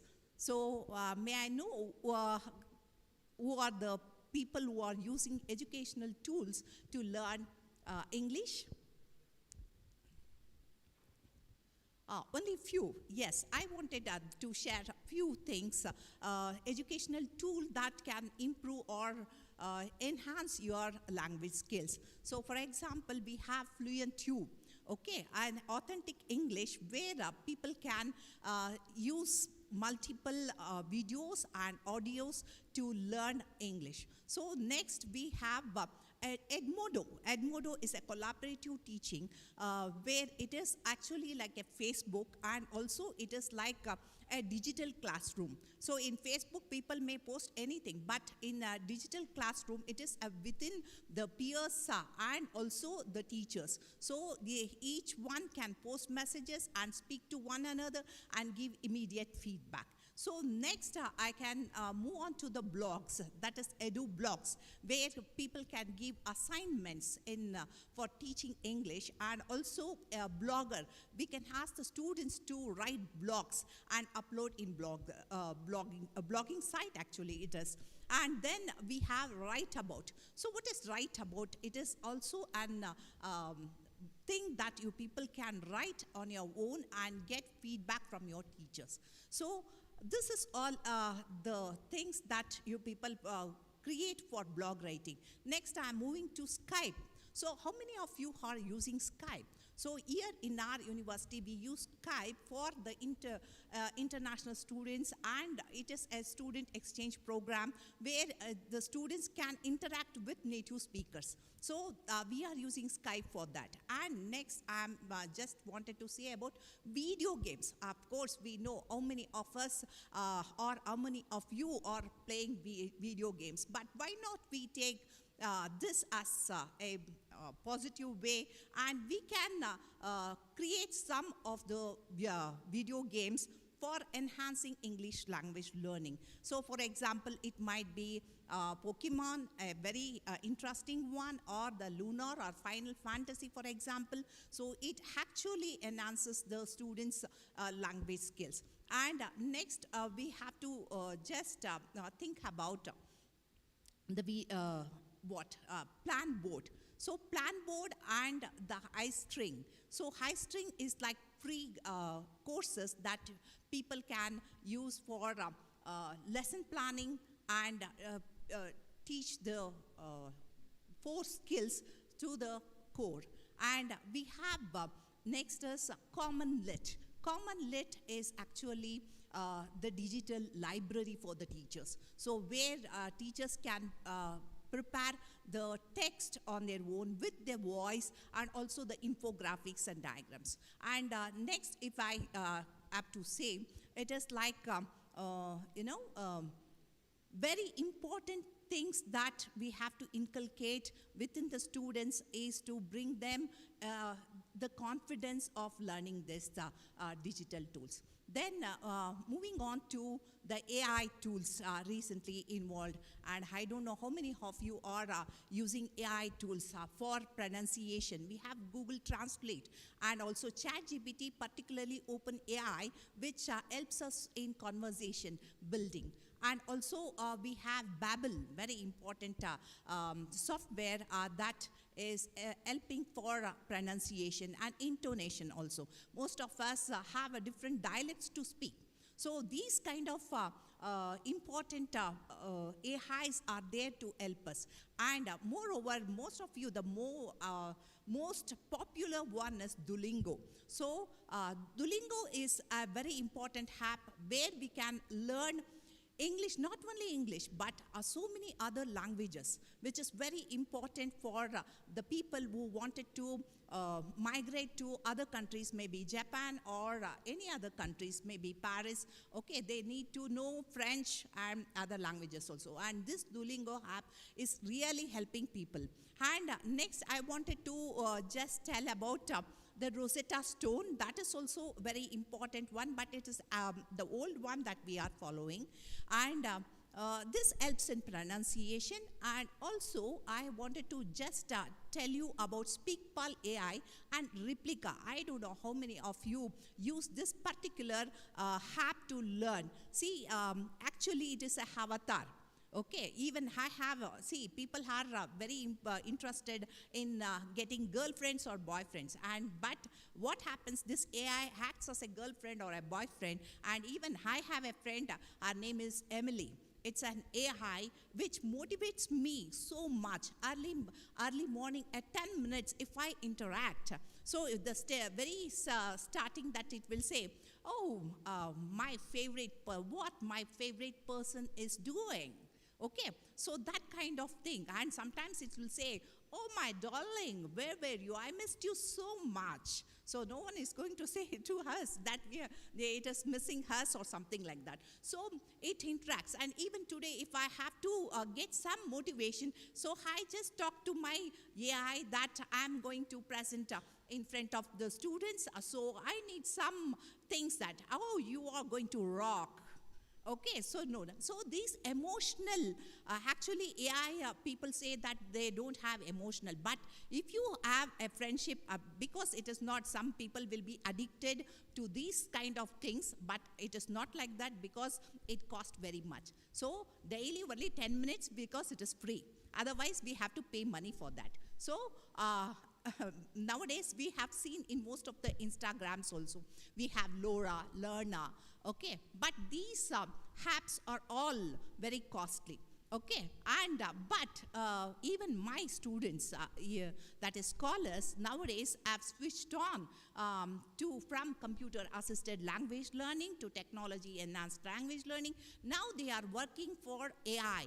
How AI is going to help us to enhance writing skills, or how AI is helping us to enhance speaking skills. These are the two important things.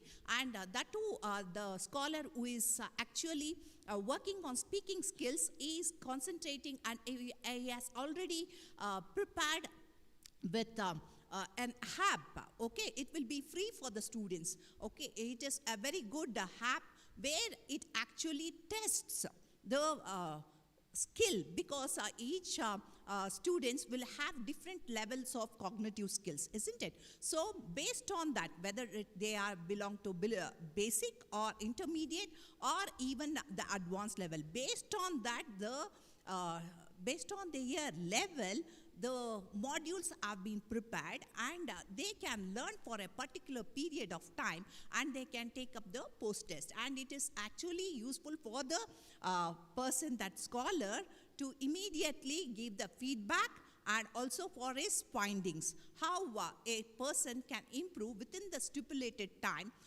in doing this research. So see how the technology, when I started in 2009, and now it is actually it is 2026, how the things have been changed, how the technology has come even to speak in English, isn't it? So today, you know, why English is so important. So I have seen, even though you people speak, isn't it, speak English so fluently, but what happens? The communication gap is there. So are you ready for industry? So most of them, even though they speak good English, they lack communication skills. So what is that communication? It is not whether the student have social skills or persuasion skills or the body language, they fail. So how to get the body language or the personality? It is not that personality says about your 6 packs or 7 packs or other things. So how you carry yourself? Where does these things come? It is not only the people who are using English language, how they are using, in what way they are using. So nowadays, there is no time for a teacher. If a class is comprising of 60 students, and there is no time for a teacher to go and give individual attention to teach them the correct sentences. So how can they do? They can only rely on these computers. And also we have a language laboratory in our campus. And see, those days always, even I have 24 years of experience, as ma'am said. Okay, I have taught so many people, all traditional method that I was using those days. After my PhD, now no way, I am using only the technology. Even for writing skills, the students will type the answers, even if it is report writing or email writing. And also, we test all the 4 skills, not like those days only writing skills, even though we teach speaking skills and listening skills. For listening skills, there is like some TED Talks that we use TED Talks, giving them, and also particularly the teacher should be very careful while using this technology. TED Talks means you cannot use any TED Talk which is of Indian accent, or I just focus more over like American accent. So the people should listen. So I give assignments, and also we have TED Talks, n number of TED Talks in YouTube channels, and I will prescribe them. These are the channels that you people have to go through. And finally, they will come to the class and they will listen to the TED Talk, and after listening, we will be giving MCQ questions that they have to write. And there is one tool that is Vocaro. And I don't know how many of you in our university, it is mandate, because even though we have in mobile phones the recording, but this particular tool is very much important, so that we can keep that for 3 months, not more than that. So we will give them a topic, and on the spot they have to speak for 2 minutes and record their voice and send us the link. But in a classroom, just imagine those days, 60 students, even to conduct seminar, it used to take hours together. Now it is not like that. They will just send us the link. It will be pasted in the Excel sheet, and we will just click on that, and we will just listen at what time? Maybe whenever I am free. So it might be even 11 o'clock. That when I have to complete, I will click on that and listen to that, and based on the parameters, I am giving them marks. Okay, so even though it is we have this particular communicative English in our university, we always rely on technology. So technology is all very important one, where it is not only the technology for speaking, and nowadays it has moved to research. So how many of you are writing a paper with AI? Yes, of course, it is not ethically. Ethically means, yes. How is ethically important? First, I teach them, yes, you have to use ChatGPT to just give a prompt and they get the paper. See, even though I teach many at times, I may teach only one research paper, how to write. But within no seconds, they are getting so many papers, but they cannot copy and paste the same paper for sending for international conference or then how to just teach them to paraphrase and write all those things. Again, we are using AI to learn how to write without error. Maybe the scribe AI, which is very important, or pro writing aid, that also helps for writing.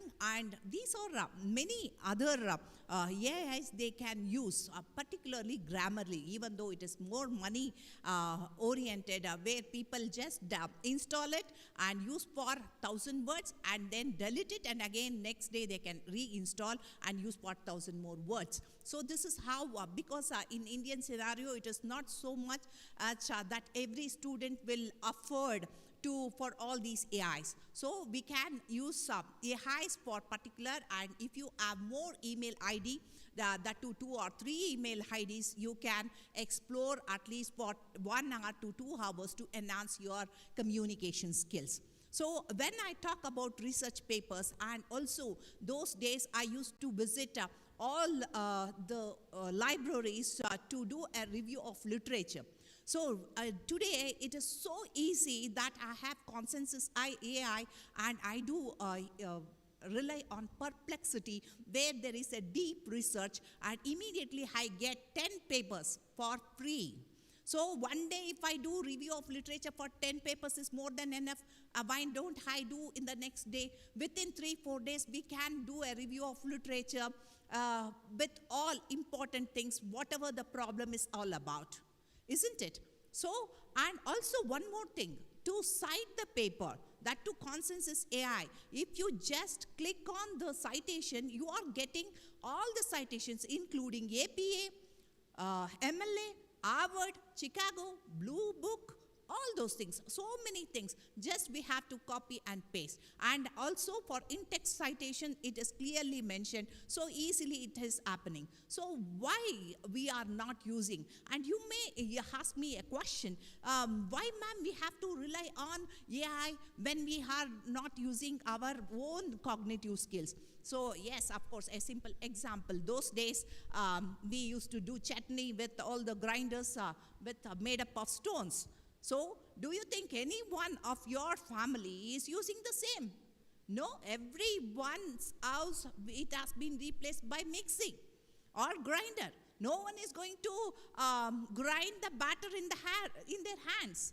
How it has been. So we have to adapt the new things. It is not that we just leave and ignore. So I can use my cognitive level. So whenever you are, even there has been a research, even for writing, then there was a placement drive, people were given a question paper, and there I just wanted to say, and it was an open book, like they can use internet or ChatGPT or whatever they want, and they can write the exams. So in that, 400 students have written, and only 100 students have attempted to use their cognitive skills, and remaining, they could do it within seconds. But why I am saying it is not ethical, even though people are using this. So a person who has used his cognitive skills has taken 48 minutes to write one particular passage, or the same thing was written by the other students. So it is not ethical, but people should know how to go about it. See, sometimes even to write an email. So whatever be the tone is very important. So we won't even if a WhatsApp message, I am suffering from fever, give me attendance. So this is very cute, right? We will say, you people say, ma'am, you can give attendance, but I read in a different way. I am suffering from fever, give me attendance. Oh, so much of attitude. Where is the tone? Where is please? I request you to kindly. So today, no one is asking like, would you be kind enough to lend me your pen? No one. So where it goes? What about the polite request? Where is that English? Why people are, see, that is what we have introduced English for specific purposes. So each one have a different purpose. So we cannot create a syllabus for everybody. It is not that I will create English for engineers and the same subject will be taught to BBA students. Or if a student comes to learn for technicians, most probably the technician, can I give the same syllabus for medical purposes? No, of course not. So I am teaching English for specific purpose, how to create syllabus. And even for creating syllabus, we require technology. So based on the technology, what are the materials that we are giving to the students? And today, students are very studious that they want to learn English in maybe in 1 month, because they have to be placed. Only when they are in final semesters, they come to us. So there is no other go. Within 1 month, a person cannot speak so fluently. The fluently is, again I am saying, it is not communication skills. So what about the other skills, that the body language, all the other skills, maybe a persuasion or convincing? What about negotiation while speaking in an interview, negotiating a salary? All these things, where they will get within a month. So if there is a purpose, they will take up this as a very serious thing, isn't it? And they will actually learn. And nowadays, AI is helping them so much to enhance their LSRW skills. So, have time? Okay. So, I was just speaking about the research, right? So, how many of you are taking AI help to do research? So, I don't think so. Is there anybody? to do research, that too particularly English. Most of you may be belonging to other things, but even for English language teaching, people are using AI for writing papers and writing research thesis, but not copying and pasting, because we get more knowledge in different domains, and to prepare a syllabus also the same thing. Okay, so by saying how we can get all these things, so even I was just telling you about the digital tools, and also I was talking about the AIs that you people can actually use for your future, and where there is a place. This is what the conference, I have to thank once again the people who have really brought in this multidisciplinary team in the one single team. This English language teaching is also being included, which is very, very much necessary in this time, present time. So by saying this, thank you for giving me the opportunity. Thank you, ma'am, for your insightful talk on how information technology has evolved in helping the teaching of English language, also how to use the digital platforms, digital tools, and AI to be effective in English teaching, learning, and research. Thank you, ma'am. We have the next speaker, Mr. Nyanraj Sadachalam. He is a social entrepreneur and edu-tech leader with over a decade of experience working at the intersection of corporate social responsibility, education, and community impact. He has collaborated with international and national development organizations, managing and implementing social initiatives. And his work span in India, South Sudan, Kenya, Tanzania, with a strong focus on advancing youth empowerment, women inclusion, and livelihood readiness in underserved and fragile context. Sir, we are very glad to have you with us. Over to you, sir. Thank you. Good afternoon, everyone. Very happy to be here. I really thank the management, St. Aloysius College, for having me here, inviting me here to speak. We heard two interesting sessions before I start speaking. Interdisciplinary approach. We also learned about languages, which is more into communication. Two different aspects, which is very much related to our own topic that we are talking about today, empowering innovation, sustainability. There's a lot more to talk about that. I will keep it very short. I wanted to share a little perspective of what my background, how I come from. I studied MBA, having a HR background, but completely worked in the social sector, starting from my first job. And I always very proudly call myself a social worker, rather than, even though I'm a founder of a company, I'm still a social worker. My vision and mission aligns to the community's focus and approach. What I've learned in my whole career is, I think it's important for us to understand what sustainability is in terms of how we lead our lives. It's important to know sustainability starts within us, from us as an individual. How are we taking in sustainability? Second important thing, somebody was answering during Dr. Satish's session about improvising. When he was asking a question on sustainability, somebody said improvise. Sorry, on innovation. Somebody said improvise. It's a very, very appropriate word to speak on improvisation and adaptability when we talk about innovation. Innovation is not about creating something new. It's about improvising and adapting to the changes that's happening around us. One great example is we always hire a taxi.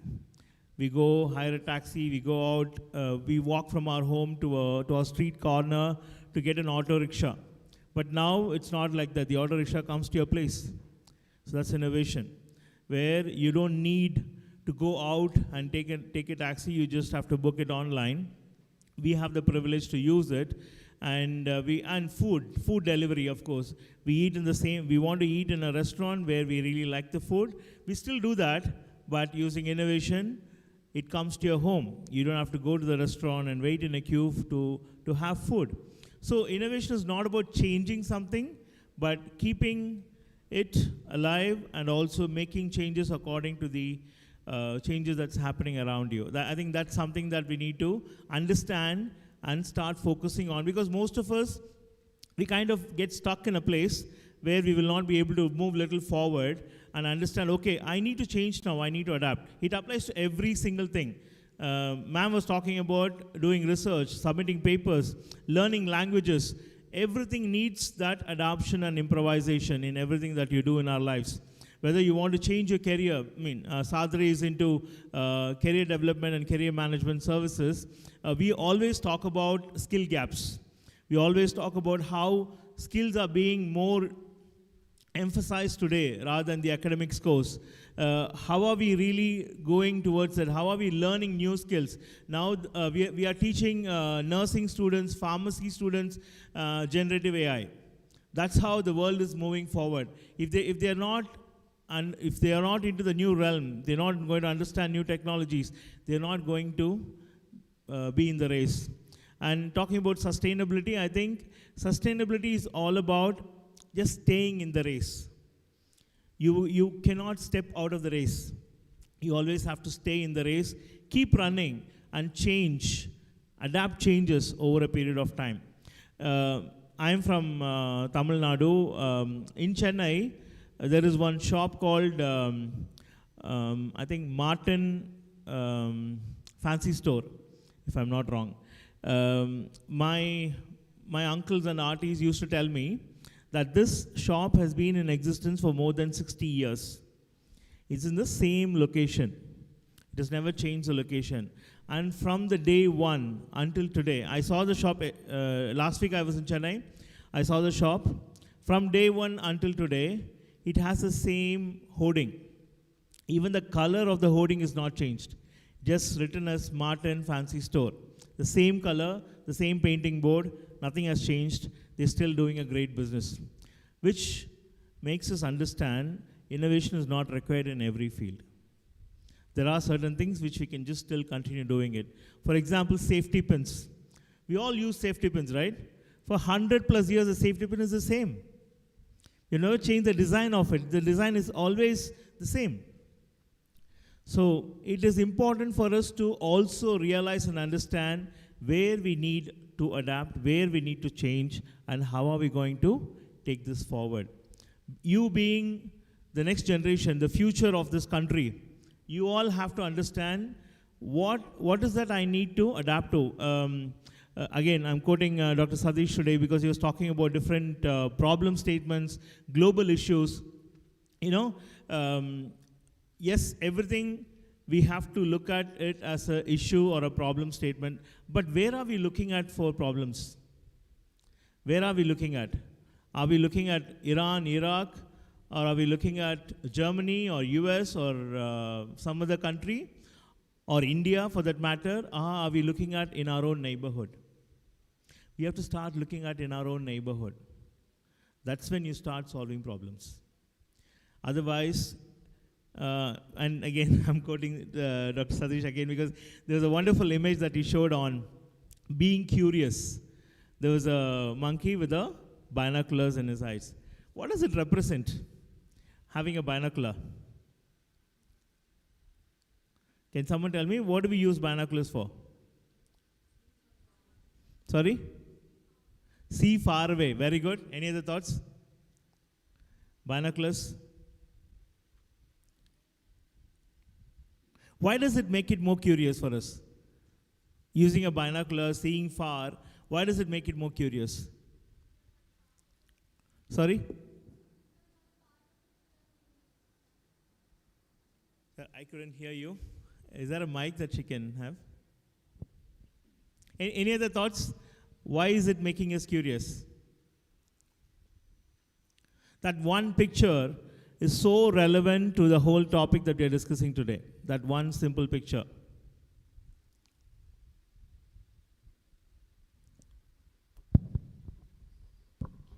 Because we are not a part of it, that's why we are curious. Exactly. We are part of it, that's why we are curious. Any other thoughts? Exactly. We get to know the even minute details. Because you're using a binocular to see something so far away, you're able to understand the minute details of it and do what? The next step. And do what? And to be aware. Sorry? To be aware. To be aware and then? To be aware and then? Sorry? Analyze. Okay, and then? What is happening? Exactly over there. Then? Then what? So you see far away, you look at the minute things, you analyze, you become aware of it, you understand what exactly the status or problem or status quo, then what? So to come across various things and come out of the barriers and limitations, though that is something different, but still let me have a check exactly for more clarity. So no boundaries can stop me for thinking more. Absolutely. So what happens, just one simple binocular teaches us a lesson. If you want to go and study about design thinking and innovation in any of those top universities, you'll have to pay lakhs and lakhs of rupees to study that. But one simple image, a monkey with a binoculars, teaches us the whole design thinking process, where you understand, whatever steps you all told me is all about design thinking. Understanding, being aware of it, going very deep into it and understanding it. Then comes your solving the problem. Then you solve problems. See, solving problems is, there are two things to it. One, you solve one people's or one community's problem. Through that, you also make money, generate revenue. So this is like, with one bullet, you have two shots. You solve a problem, you also make revenue. This is something that I have understood in my whole career, how this can really help people. When I started my career guidance program, career counseling sessions way back in 10 years back, it was for me to go do free sessions across schools, across colleges. I've done lots and lots of sessions. But the one thing I realized is only maybe 10-20% of them really give attention to it, focus on it, and then maybe come back to me and ask more questions and make use of me. So again, I'm talking about sustainability here and innovation. While I decided at one point in time, I will not do this career counseling free of cost. I will charge a fee for it. Because I wanted the student or the parent to come and hold my shirt and ask me, I gave you money. What did you do to my child? How did you impact my child's life? I wanted that responsibility, that ownership to come from the parents, the teachers, or the students, which happened. So recently I was recognized with an award of doing career counseling for 100,000 students in the last 10 years, where I also spoke about how, they asked me a very interesting question, what is that one skill that you will tell the students to start learning? I told them the one best skill that they can do is observation and listening. Again, coming back to the binocular picture, you observe things around you, okay? You have to see, because nowadays young people put their earphones in their ears, just glued through their mobile phones. They don't look what is happening around you. Whether you're traveling in a bus or a train or an auto, you don't see what's happening around you. That's where you understand the problem better. That's where you see problems. That's where innovation starts, sustainability starts, everything starts. Otherwise, Blinkit. How many of you know about Blinkit? Yeah. Blinkit started by a student who was how many years old? Okay, how many of you Zepto? Yeah, again started by a student who was just 19 years old. He saw a problem. He tried his own way to solve the problem. He solved the problem, he's also making revenue. So what happens when you see a problem, you start addressing it, you work towards it, it helps you to solve a problem and again make revenue. That's what I am trying to do, being a startup.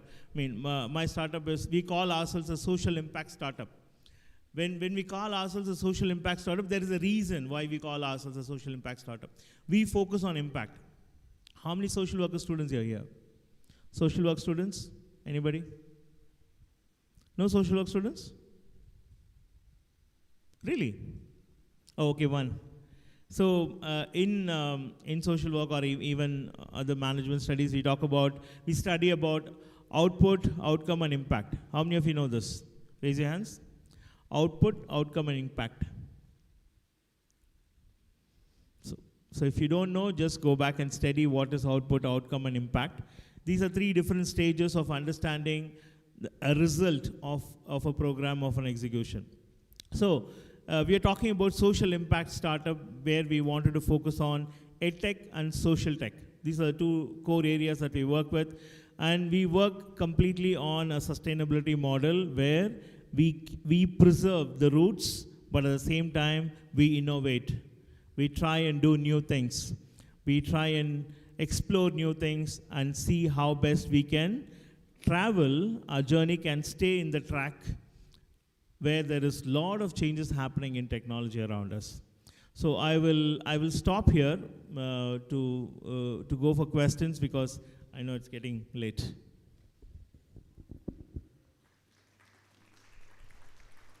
Thank you, sir, for providing us with your perspective on sustainability and innovation and exhorting us to look into, to distinguish between what is to be changed and what is to be sustained for a better social impact. Thank you, sir.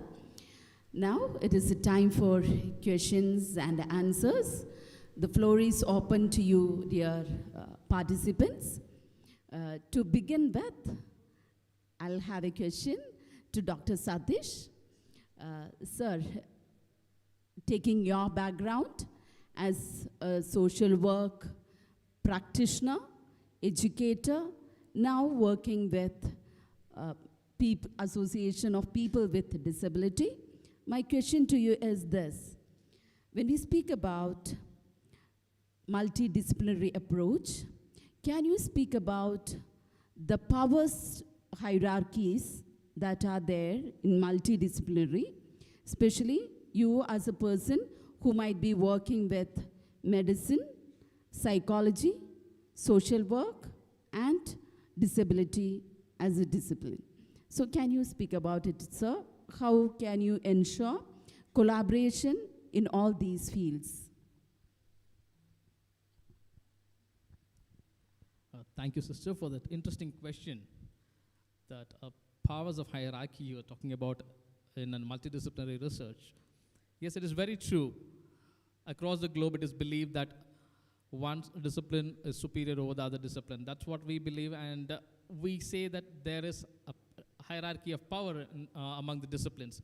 But as you asked, when it comes to treating a person with disability or rehabilitating a person with disability, as you have clearly seen that I had given that in order because we first see that as a medical condition. It is not about the power, but it's about the situation, and it's about how you approach it. Disability has to be first approached as a physical condition. So power has nothing to do with it, but the condition has to do something with it. Because the person is already disabled, if you're going to talk to that person in an economic way or in a psychological way, or if you say that, no, I'm going to promote awareness among you, the person is going to ask you, hey, first do something to my disability. So you see how you are placing the disciplines. So first to address the discipline from a medical perspective, we need a medical doctor, yes. If the person requires a surgery, yes, the surgeon is going to do that, orthopedic is going to do that, okay. The second thing is rehabilitation, physical rehabilitation. For that we require a physiotherapist. For physical rehabilitation, we are not going to go with a social worker there, or not going to go with a public health worker there. We need a physiotherapist who will perform physiotherapy. Then third, to motivate the person psychologically or to understand the person psychologically and create ways for the person, we need a psychologist. Then fourthly, to integrate the person or to promote inclusion among the society, we need a social worker. Then finally, we have the policy makers. I do not know how many states in India are offering more than 10,000 as disability pension for people with disability. It varies from category to category, but there are few states who are doing extremely well. They're offering more than 10,000, 15,000 per month for people with disability based on the category of the disability. So that's how the hierarchy comes into play, and power has nothing to do with it. Thank you, sister. Hope I answered the question. Yes, sir. Thank you. The floor is open. The participants may raise your hands. We'll hand over the mic to you.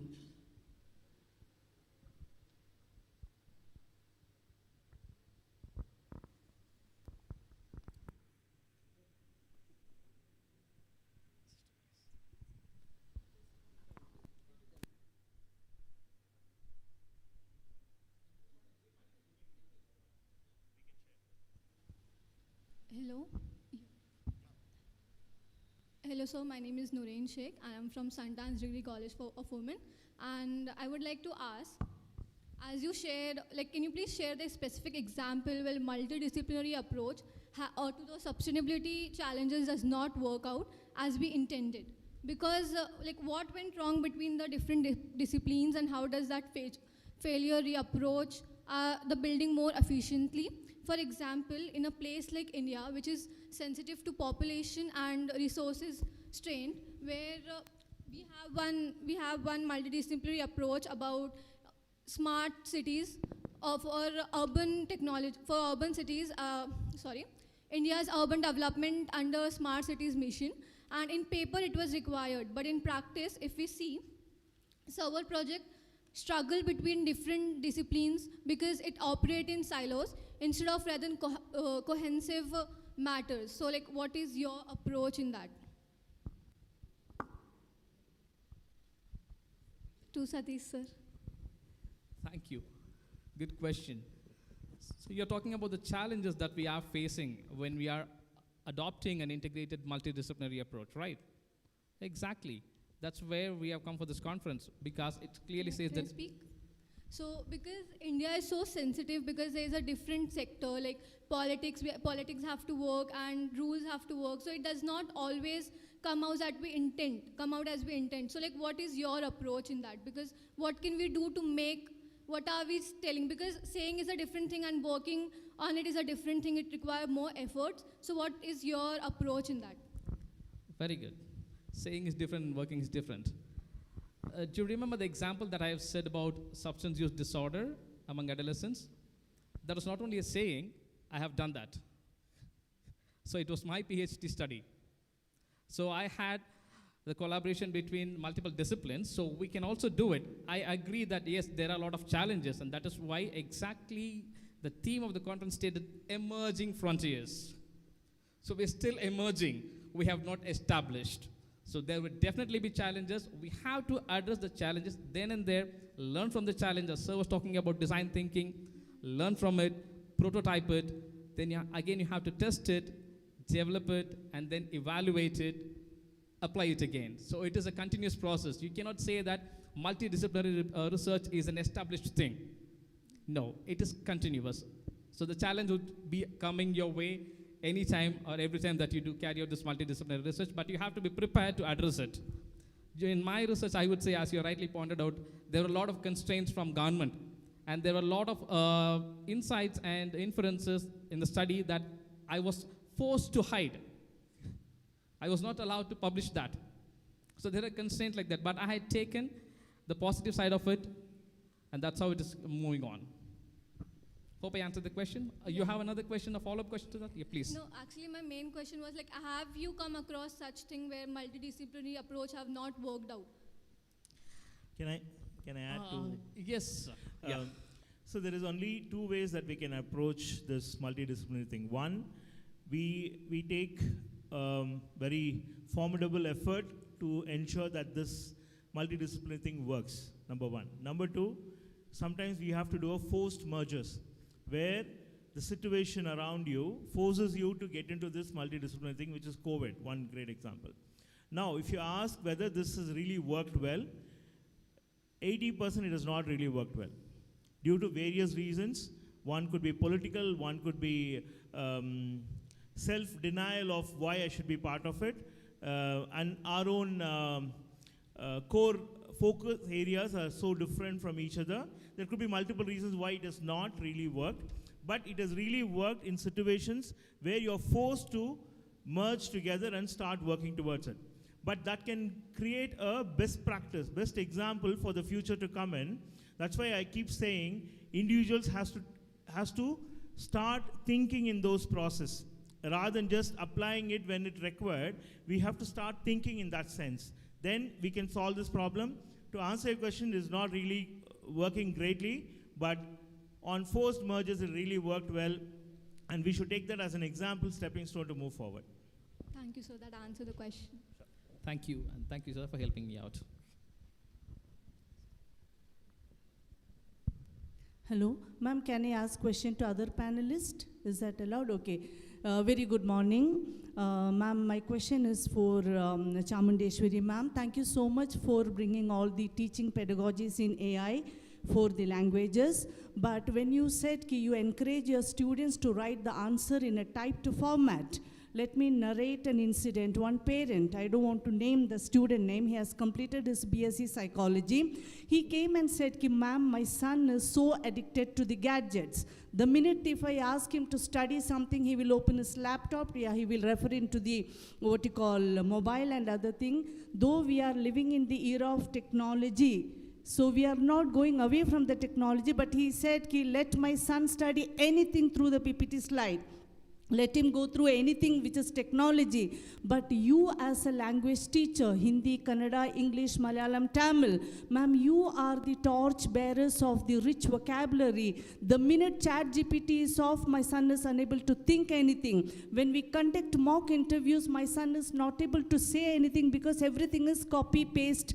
You know what they write here, he is losing his motor skills. So I just informed him, sir, we language teachers, I'm a language teacher. The minute I enter into the class, we go with a lot of contemporary issues.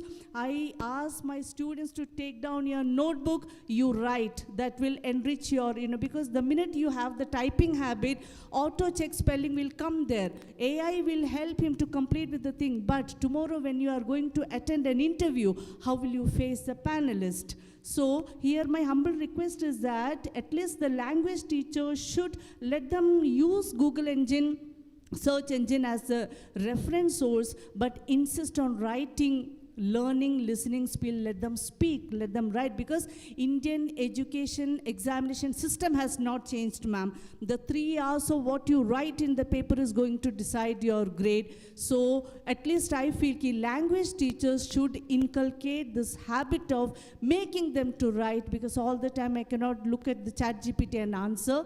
Panelists need a different answer for the same question. So this is my personal experience, what I have seen, ma'am. Very good. Hello, very good question that you have asked us. See, actually, language is like, it is not that the people use gadgets. So here, we actually have a language lab where we have installed softwares. They cannot use any other like Google or other things that they can just utilize that.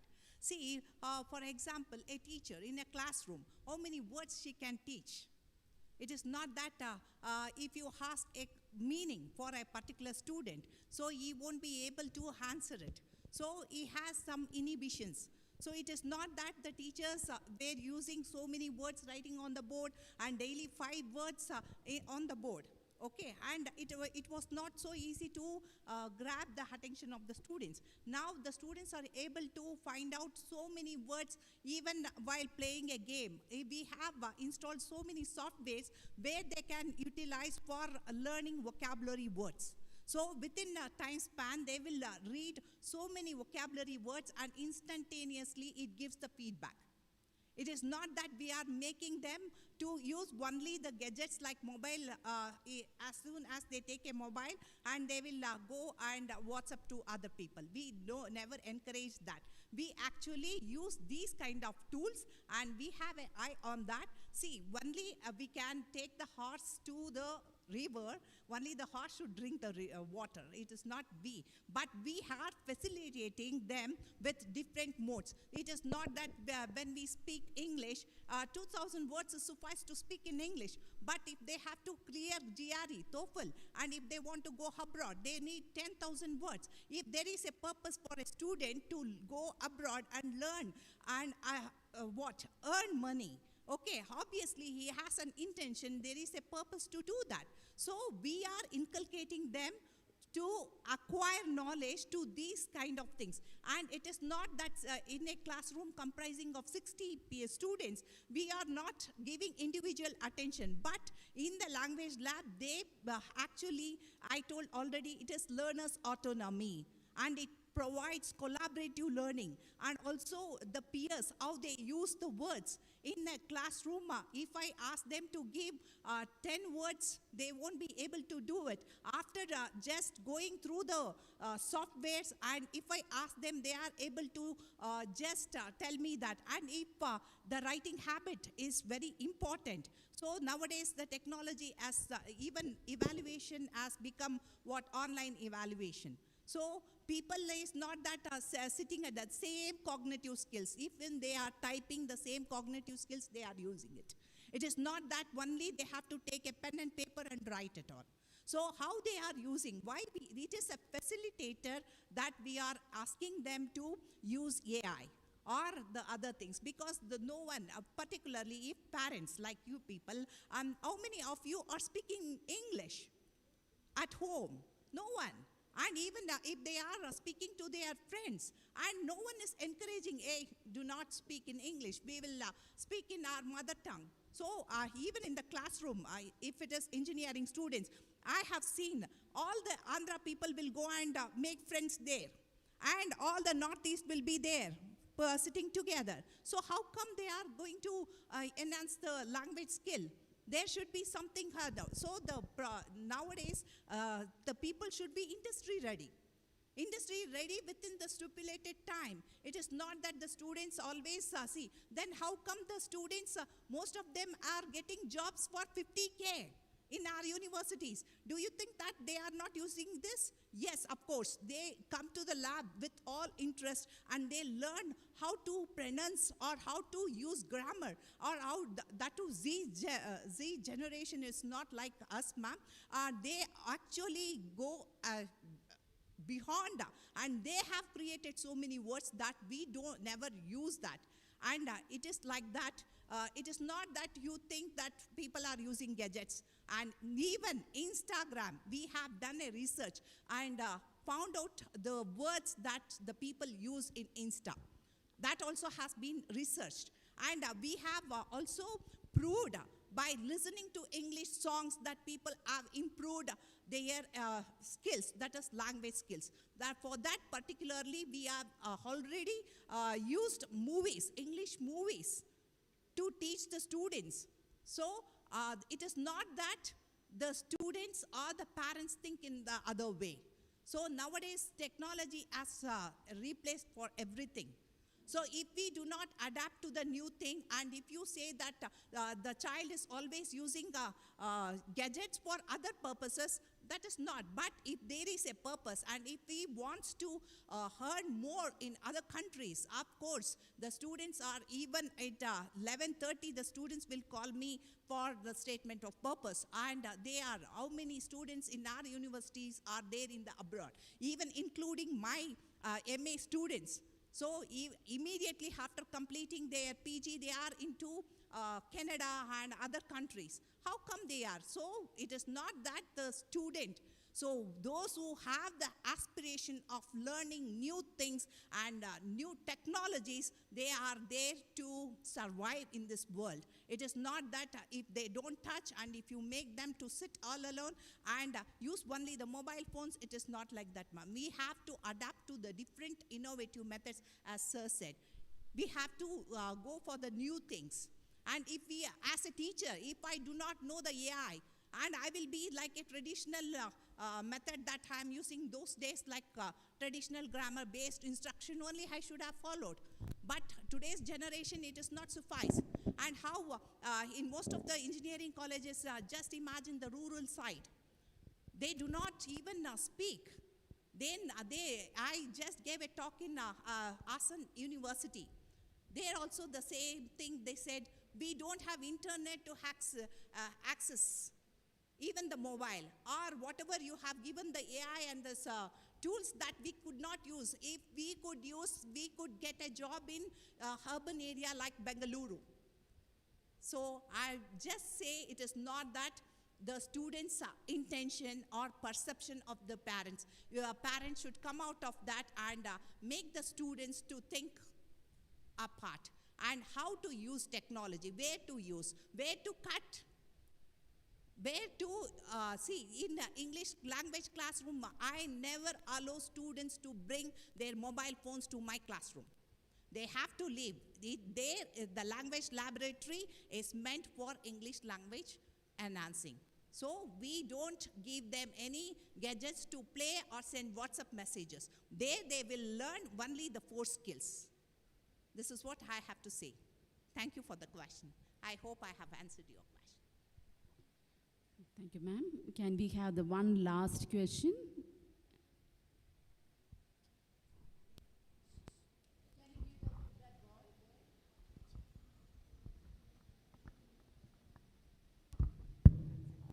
Good afternoon, ma'am. My question is that all the students are not like so experienced and they're not well versed in everything. So is the industry will guide them in projects or sustainability development with experience, even they are like limited experience? Will the industry expect them? Sorry, can you repeat the question, please? So students are not like full versed. They are with limited experience, but nowadays everyone needs experienced persons in all the industry. Is it like how students can adapt to that? Okay. See, now there is 2 ways of students getting into a job. One, fresher hiring. People do a lot of fresher hiring. The other one is who has experienced hiring. 2 ways companies hire. When you look at freshers hiring, freshers do not come with experience. That's what your question is all about, right?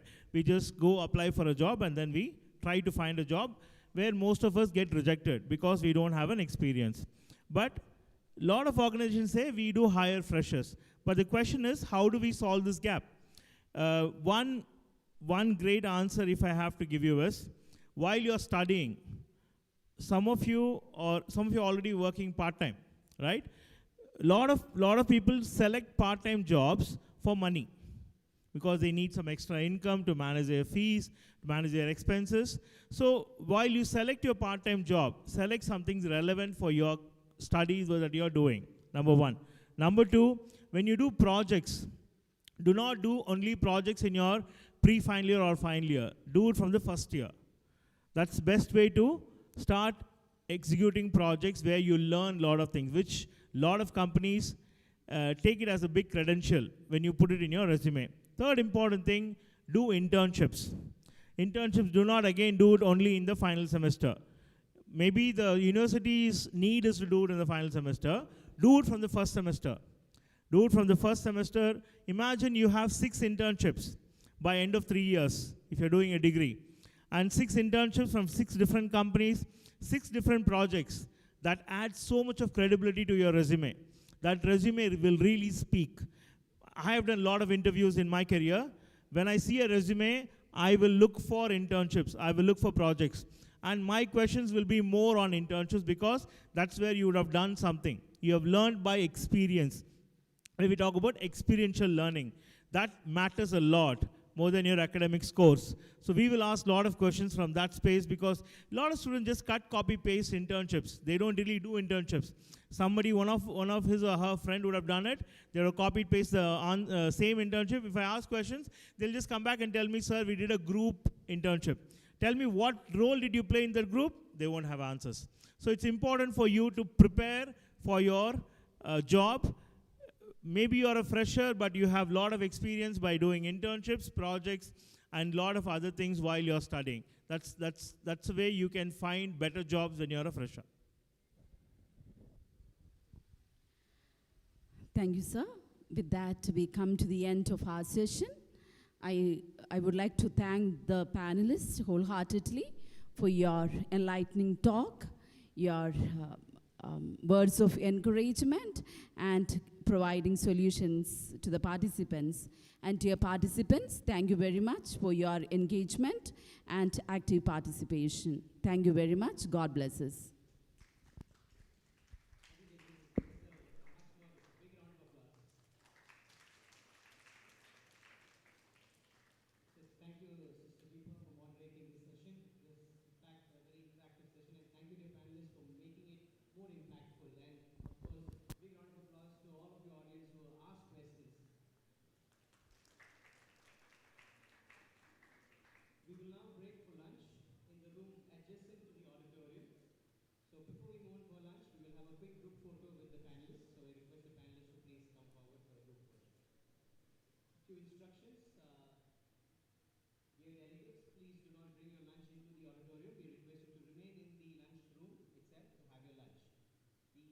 Students from Aloysius Degree College, student volunteers and staff, you all can please use room number 41 to have your lunch.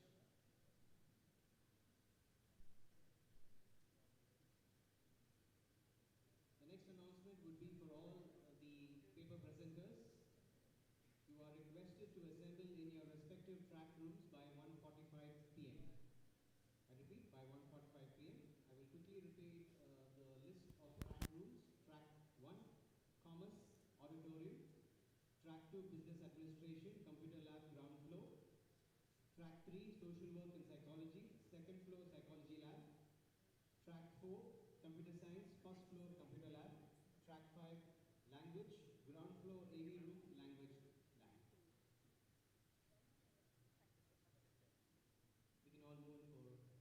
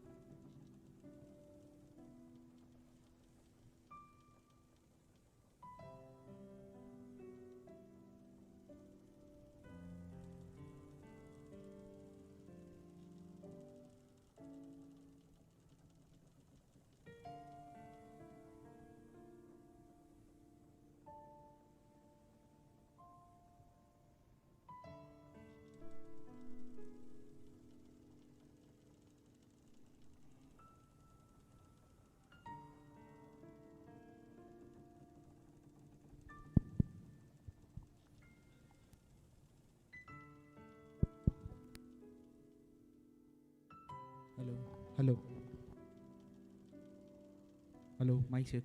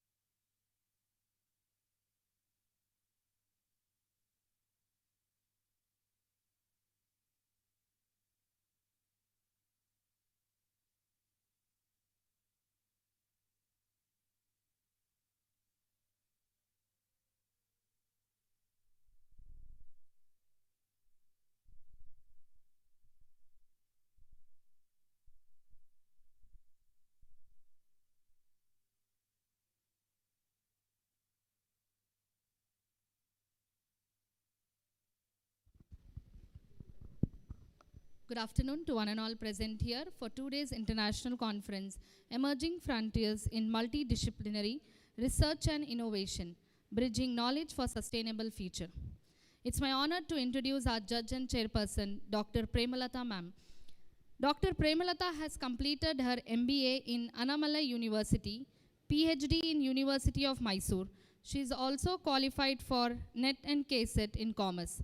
She has 4 years of corporate work experience, of 15 years of teaching experience in various reputed colleges for UG and PG courses.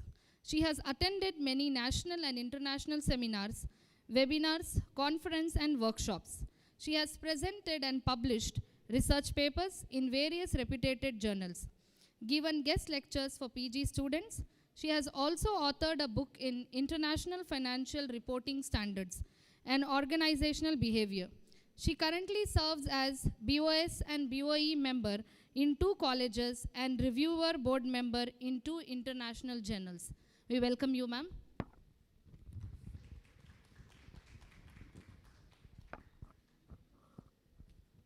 Now we'll start with our offline presentation, where first presentation is done by Mamta Gowda.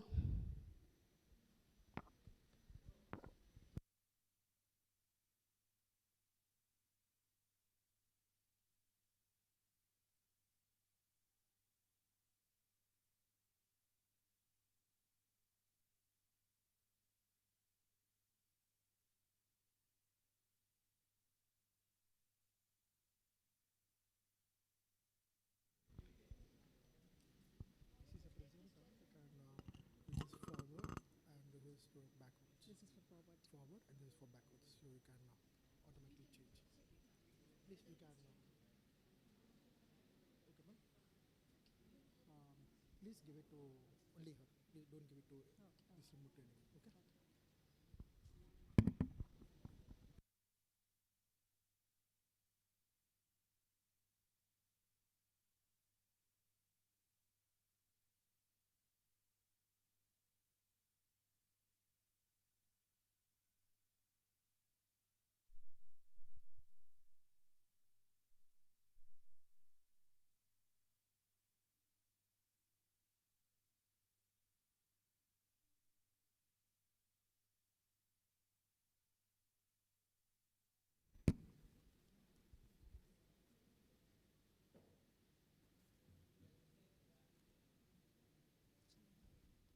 Good afternoon to one and all present here.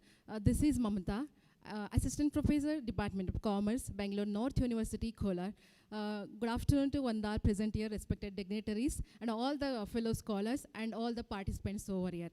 Okay, today's my topic is green marketing strategies and sustainable consumer behavior in the digital era. Evidences from emerging markets. Okay, actually I have taken this topic because I am doing a research in this area only. So I am linking those topics with this topic. So basically I have done a reviewed paper, not a primary data or secondary data. Completely I have done a reviewed paper here. So first of all, we'll move on to the introduction stage of this research. Actually, nowadays we can see that sustainability is taking a global context because whatever the climatic change or the pollution, resource scarcity, whatever it is, the sustainability is taking a global context. In that way, the growth of the internet usage, smartphones and social media, in the same way, it is a right time to each and everyone to shift from the traditional marketing to sustainable marketing or whatever the green marketing, because we are moving towards the green marketing or wherever the sustainable marketing in the future. Otherwise, the future generation will not going to enjoy whatever the resources we are enjoying now. So that is the reason it is the right time, at the high time, to each and everyone should shift from the traditional marketing to the sustainable marketing, whereas to the consumers as well as to the companies as well. In the same way, wherever you are talking about the shifting from traditional marketing to green marketing, where it is also like emerging countries like India, China. So there are some of the influencing factors like price sensitivity, pricing regulations, and also the cultural norms are hindering to not becoming a green marketing or future marketing. Because of all these factors, still we are living in a middle class families, most of the Indian families. Just we will going to think whether it is affordable products or not, like that we will going to think. So these are all the hindrances will making us to not going to the green marketing or sustainable marketing. So next we'll move on to the what are the major problems I have identified in my review literature papers. The major problem I have identified is fragmented research. That means the research have been scattered in all the ways or dilemmas where there is no linkage between the green marketing with the sustainable behavior, whatever the digital marketing. So I found that one. And limited focus in the emerging markets, where most of the research has pointed out the developed countries, not the developing countries or emerging markets. So this is one of the reason or problem I identified in my research way. And there is a need for the need to understand the consumer behavior in the digital era, because most of the research I have done here is that most of the studies have been like longitudinal, not cross-sectional. Cross-sectional, not longitudinal, because most of the people have not repeatedly answering the same questions in often, like once in a 6 months or once in a year, like that. The cross-sectional has been identified here. So that is the reason we have to think how consumers are changing their behavior after using some of the products or after using some of the seeing promotional things and all like that. So these are the major problems I have identified in the reviews what I have made.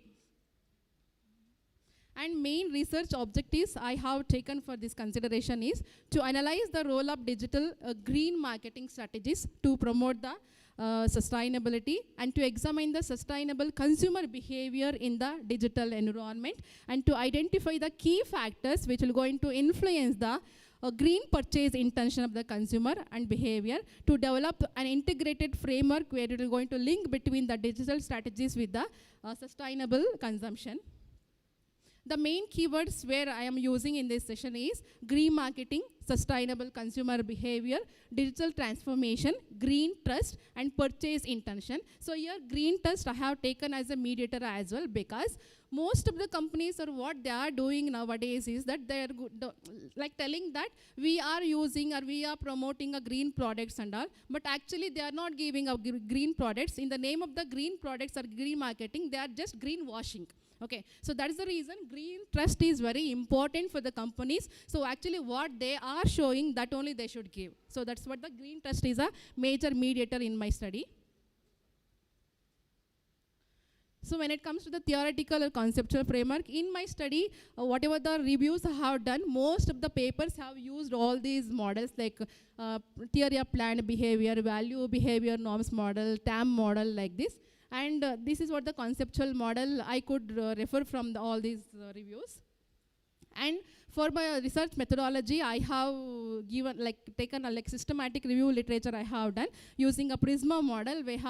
I have almost scrutinized 85 to 90 papers, where I come to like 61 paper final thing. And I have used so many AI tools for all these things, not only like humanization, even I have used AI tools for this scrutiny and eligibility and all these conditions. And what are the key findings I have done are come across with this research or review papers are that digital communication enhances awareness. Of course, nowadays each and everyone are using digital platforms for whatever the things they are doing. So through digital communication only, consumers or the people will go into aware about the what is happening there, what will be the good for us, what will be the bad for us, whatever it is there, through digital communication only will come to know. So this is one of the best way that the companies can promote their products for green marketing and all. So this is one of the key finding. And green trust, as I said, the green trust is one of the takeaway that each and every company should follow the green trust. Then only they will see that. So green trust only will going to build a confidence among the consumer and the company. Then only consumer will going to be loyal consumers if we green trust the products like that. And social media influence behavior. Of course, each and everyone are following a social media. It will going to influence each and everyone in a better way. So that's the reason. And regarding all these things, price sensitivity also matters. As I said, as we are in like emerging markets like India and China and developing countries like that. So we are like middle class families. We will going to see if you're purchasing a green products means the rate will be high. So we cannot afford, our salaries are very less like that we will going to think. In that way, the countries or the government or the companies should give some of the things or benefits, some of the other strategies to purchase all the middle class families to all these green products. So it should come from the government regulations, from the companies to the consumers. So what are the major research gap I have found in my study is that lack of longitudinal studies. I already tell you that the most of the studies have been like cross-sectional only. So same group of people have been not measured simultaneously, like oftenly. So only set of people have been measured in my study. And limited cross-country comparison. So many papers have not like compared between so many countries. Only developed countries papers were there. Most of the developed countries papers are there. And AI-based research also has not been so many because last 5 years data I have studied. So AI is like now a trending topic. So AI data is very limited compared to other things. And neglect of the rural population, of course, whomever will going to study on this green marketing or whatever. So we will going to neglect the rural marketing as like they are not knowing about the green products or green marketing like that. So we are concentrating only on the urban and the semi-urban people. So these are all the main research gaps I have found in my study.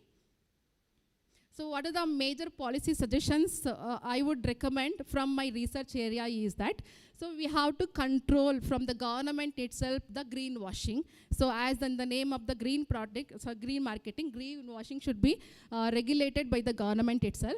And also promote eco certificates. Each and every company or products will going to get a eco-friendly certificates if they are in a green marketing way. That should be taken care by the government itself.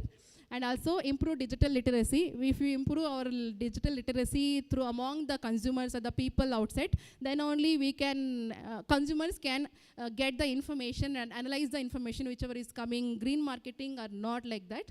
And support sustainable consumption. The companies which are doing green marketing related products, the government itself should give some of the incentives towards them to reduce the prices, because in Indian context, the price is the only a bigger challenge. So in that way, the like policy should be driven like that. So these are the major policy suggestions I could recommend.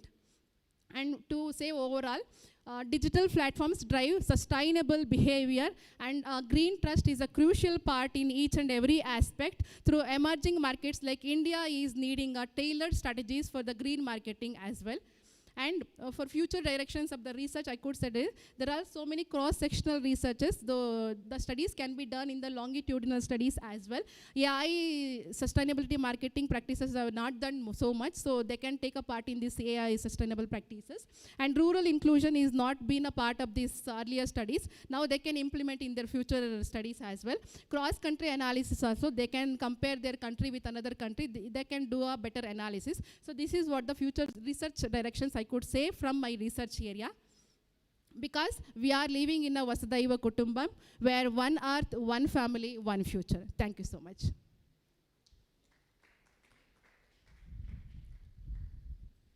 So thank you so much, and any questions, please, ma'am. Ma'am, it was a very nice paper. I think you've done a lot of study on this. Thank you I just have, it's not a question. So most of your review is based on your papers related to developed countries. And you're also given a research gap for the further studies to say it can be onto rural areas. At present, if we have to, give relevance of your paper for present rural places, how would we connect this? Is there any provision you are telling, like to extend this paper further for rural areas as Yes, well? ma'am. Yes, ma'am, of course. Can I will we tell go you. ahead? Yes, ma'am. Actually, I am doing a PhD in the green marketing and FMCG products. So where I am studying in the Bengaluru rural. But recently I have shifted to Malur, Kolar. Okay, so as it is a rural area, there I come to know most of the people are not aware about these green products and the green strategies. So why cannot I study in this area only? So I shifted now from Bangalore to Kolar. So in this way that we can we can like in our colleges and all, so many projects are doing by the students, like MCOM students. So there, through them only, we are training them to like concentrate on the rural background. Then only we'll come to know exactly whether the people are aware about this or not. Even most of the like recent 2-3 years, most of the students have been studied on this green marketing awareness program. Like almost 20 to 25% only aware about this program, where the people are from the like semi-urban area, not in the rural areas. So most of the people are not aware about this. So through the students, so we are making them to know about this green marketing or sustainability. So in this way we can do it, ma'am. Very nice provision. Thank you so much. Thank you, ma'am. Thank you so much.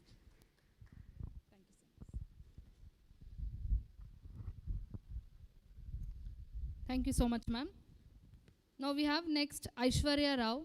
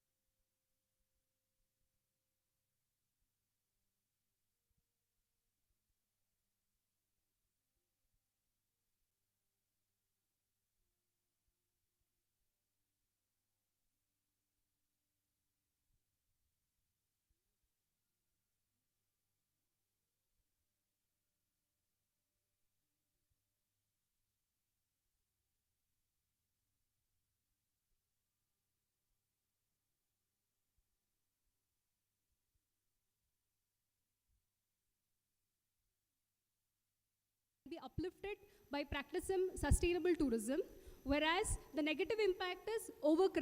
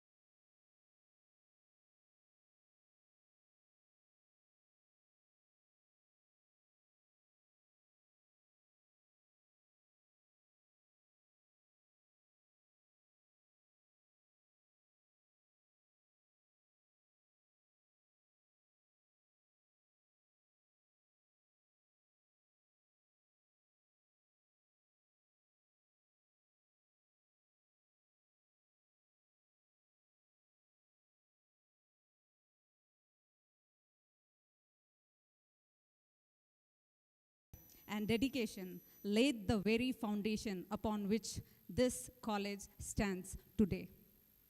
Generations of students have benefited from your missions to provide value-based, holistic education, and we remain ever grateful for your enduring legacy that continues to guide and inspire us. We welcome you, Your Grace. We are equally privileged to welcome our Chief Patron, His Grace, Archbishop of Bangalore, Dr. Peter Machado. Your constant encouragement, guidance, and support have been a source of strength to our institution. We would also like to offer a special note of gratitude to Your Grace for your presence with us today, despite your inability to join us yesterday for the inauguration of our international conference. Your dedication and commitment to this institution are truly inspiring. By making it a point to be present for the valedictory session, you have set before us a remarkable example of honoring one's commitments and prioritizing meaningful academic engagements. Your continuous engagement inspires our institution to uphold the highest standard of quality and excellence. As the president of the Archdiocesan Board of Education, your leadership has been instrumental in shaping institutions that strive for academic distinction and holistic development.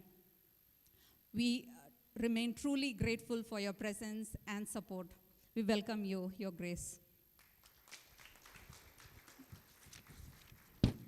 On behalf of the entire St. Aloysius family, I extend our sincere gratitude to both Your Graces for gracing this valedictory function and for your continued blessing upon our institution. We now look forward to the felicitation. As a small token of our deep respect, admiration, and gratitude, I now request our manager and correspondent, Reverend Father Anthony Mahendran, and Reverend Father Vinu Fabian, our Vice Principal, to felicitate both Archbishops.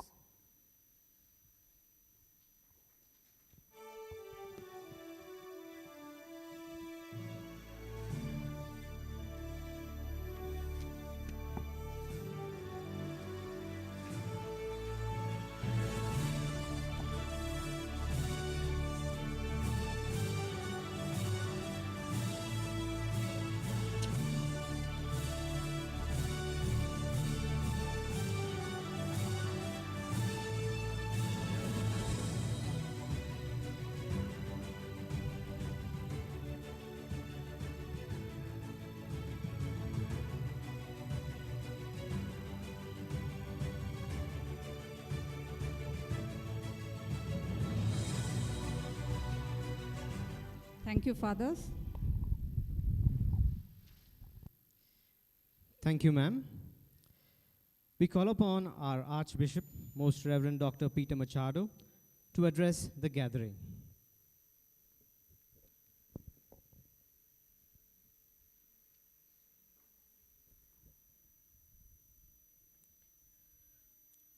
Respected Archbishop Emeritus, Most Reverend Bernard Morris, dear Father Mahendran, the manager and correspondent of this college,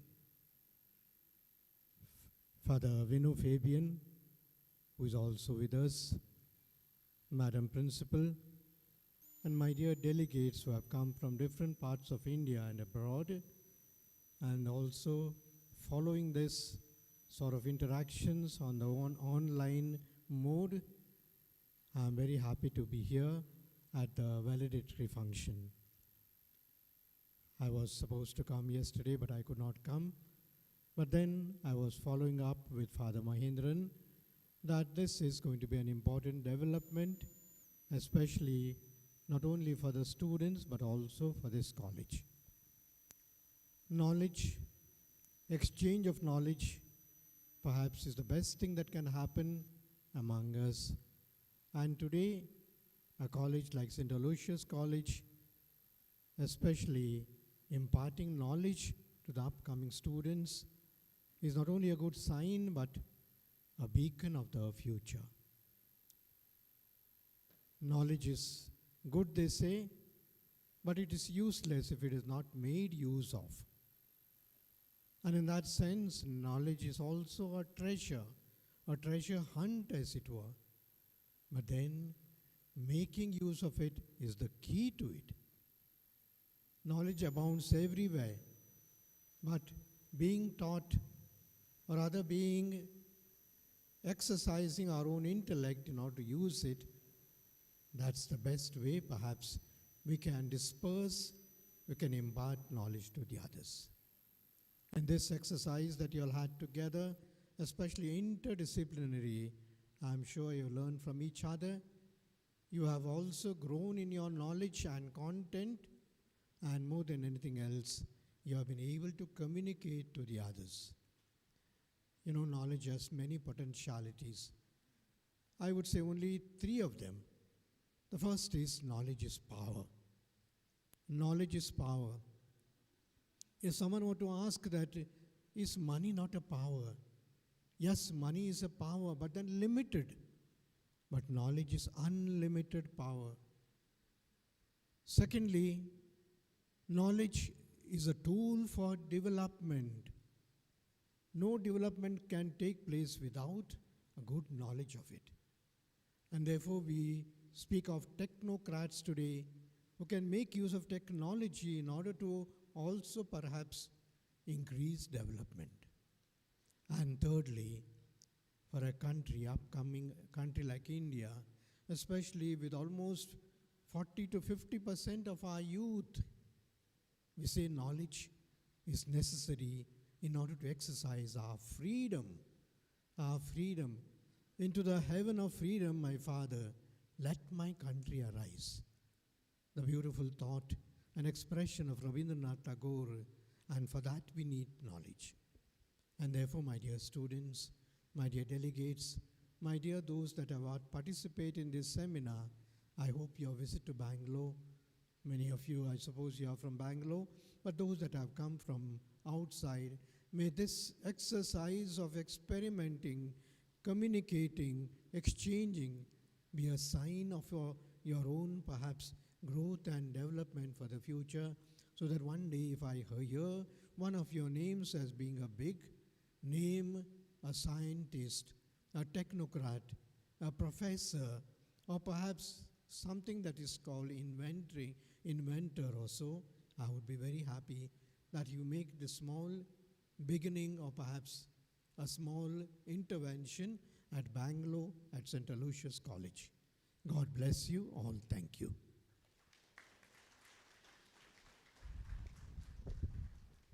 Thank you, Your Grace. I now call upon Mr. Hemant, IQAC Coordinator and Conference Convener, to present the conference report.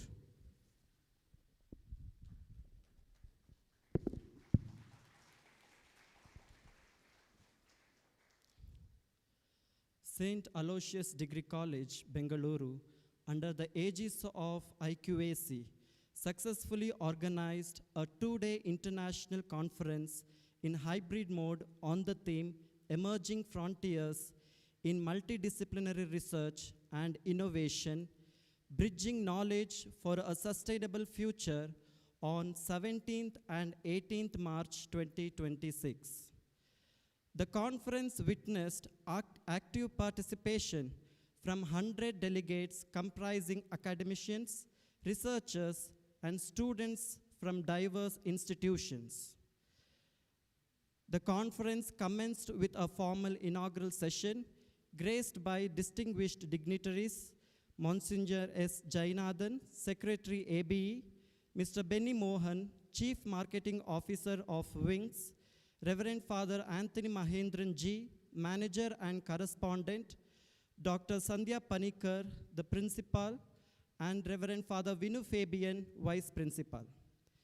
Monsignor S. Jainathan emphasized the growing significance of artificial intelligence and modern technology in advancing multidisciplinary research. He highlighted how technological integration fosters innovation and addresses complex global challenges. The keynote session was delivered by Mr. M.C. Shekhar, Principal, GFTI, who spoke on why multidisciplinary thinking matters, and the digital health ecosystem in India. His insightful addresses and underscored the importance of collaborative research approaches and the evolving role of digital transformation in healthcare. Following the keynote, a panel discussion was conducted with eminent panelists including Dr. Premalata V., Associate Professor, Mount Carmel College, Autonomous; Dr. Gokila D., Assistant Professor, Kristu Jayanti, deemed to be University; Mr. Ra Vinod from the Hindu; and Reverend Sister Deepa V. from Wings Social Work Center, who moderated the session. The discussion focused on interdisciplinary collaboration and contemporary research trends.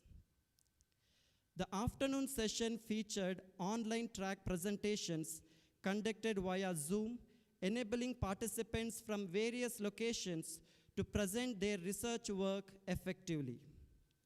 The second day commenced with a keynote session by Dr. Satish Kumar R., Senior Manager, Institute of Disability Rehabilitation and Research, and Association of People with Disability.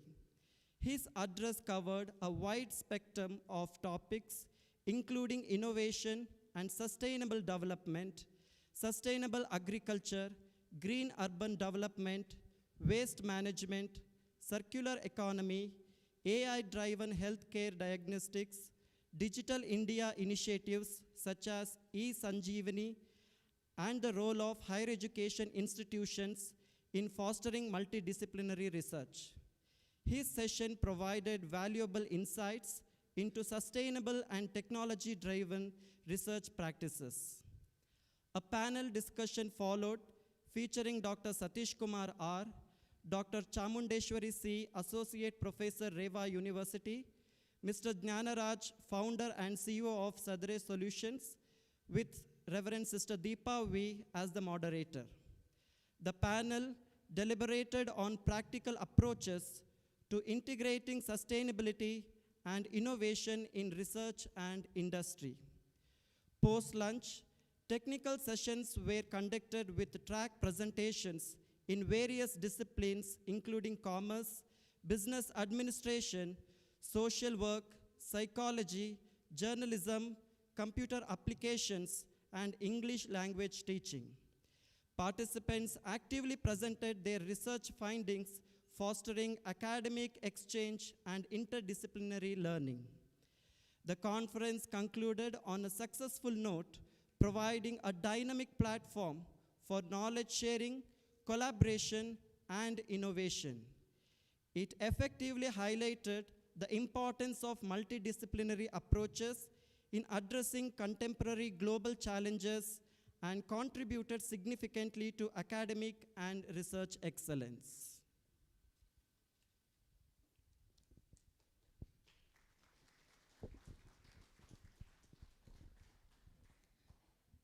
Thank you, sir. We now request our Emeritus, Archbishop Most Reverend Dr. Bernard Morris, to address the gathering.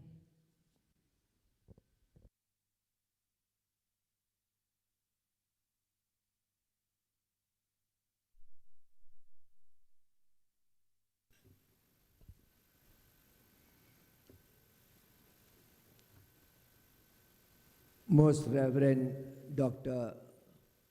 Archbishop Peter Machado, Archbishop of Bangalore, as well as the President of the Archdiocese Board of Education, dear Principal, the Manager, Vice Principal, and my dear friends.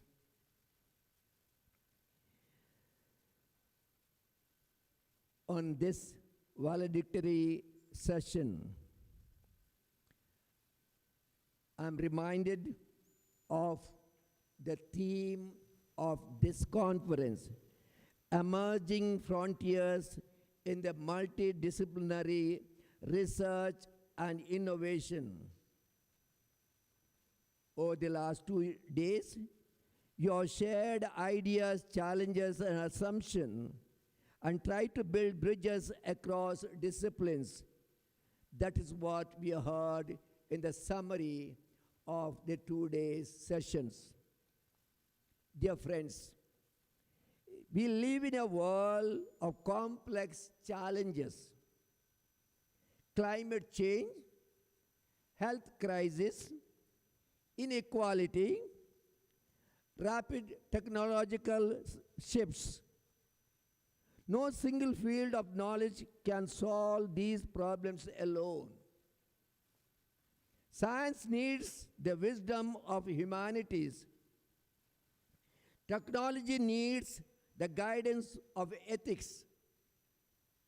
Economics needs the insights of ecology. When knowledge flows together, solutions become stronger, more sustainable, and more humane. Pope Francis, the Pope of the Catholic Church, Pope Leo rather, of the Pope of the Catholic Church, with a seminar recently conducted at Vatican, said several key conclusions about the responsible development and use of artificial intelligence. The Vatican framed AI as both a great opportunity and a profound risk. It urged that technological progress should never come at the cost of human dignity, freedom, or justice. Instead, AI should be harnessed to promote peace, sustainability, and solidarity across nations. The main conclusion of the seminar that was held in Rome: AI systems should be developed with ethical principles embodied from very beginning, not added as an aftermath. Technology must serve humanity, not replace it. AI should enhance human intelligence and creativity rather than diminish it. Vatican called for an international cooperation to ensure AI is regulated fairly and transparently, avoiding exploitation or misuse by powerful interests. AI must be developed in ways that reduce inequality, protect vulnerability, and ensure access to benefits across the society.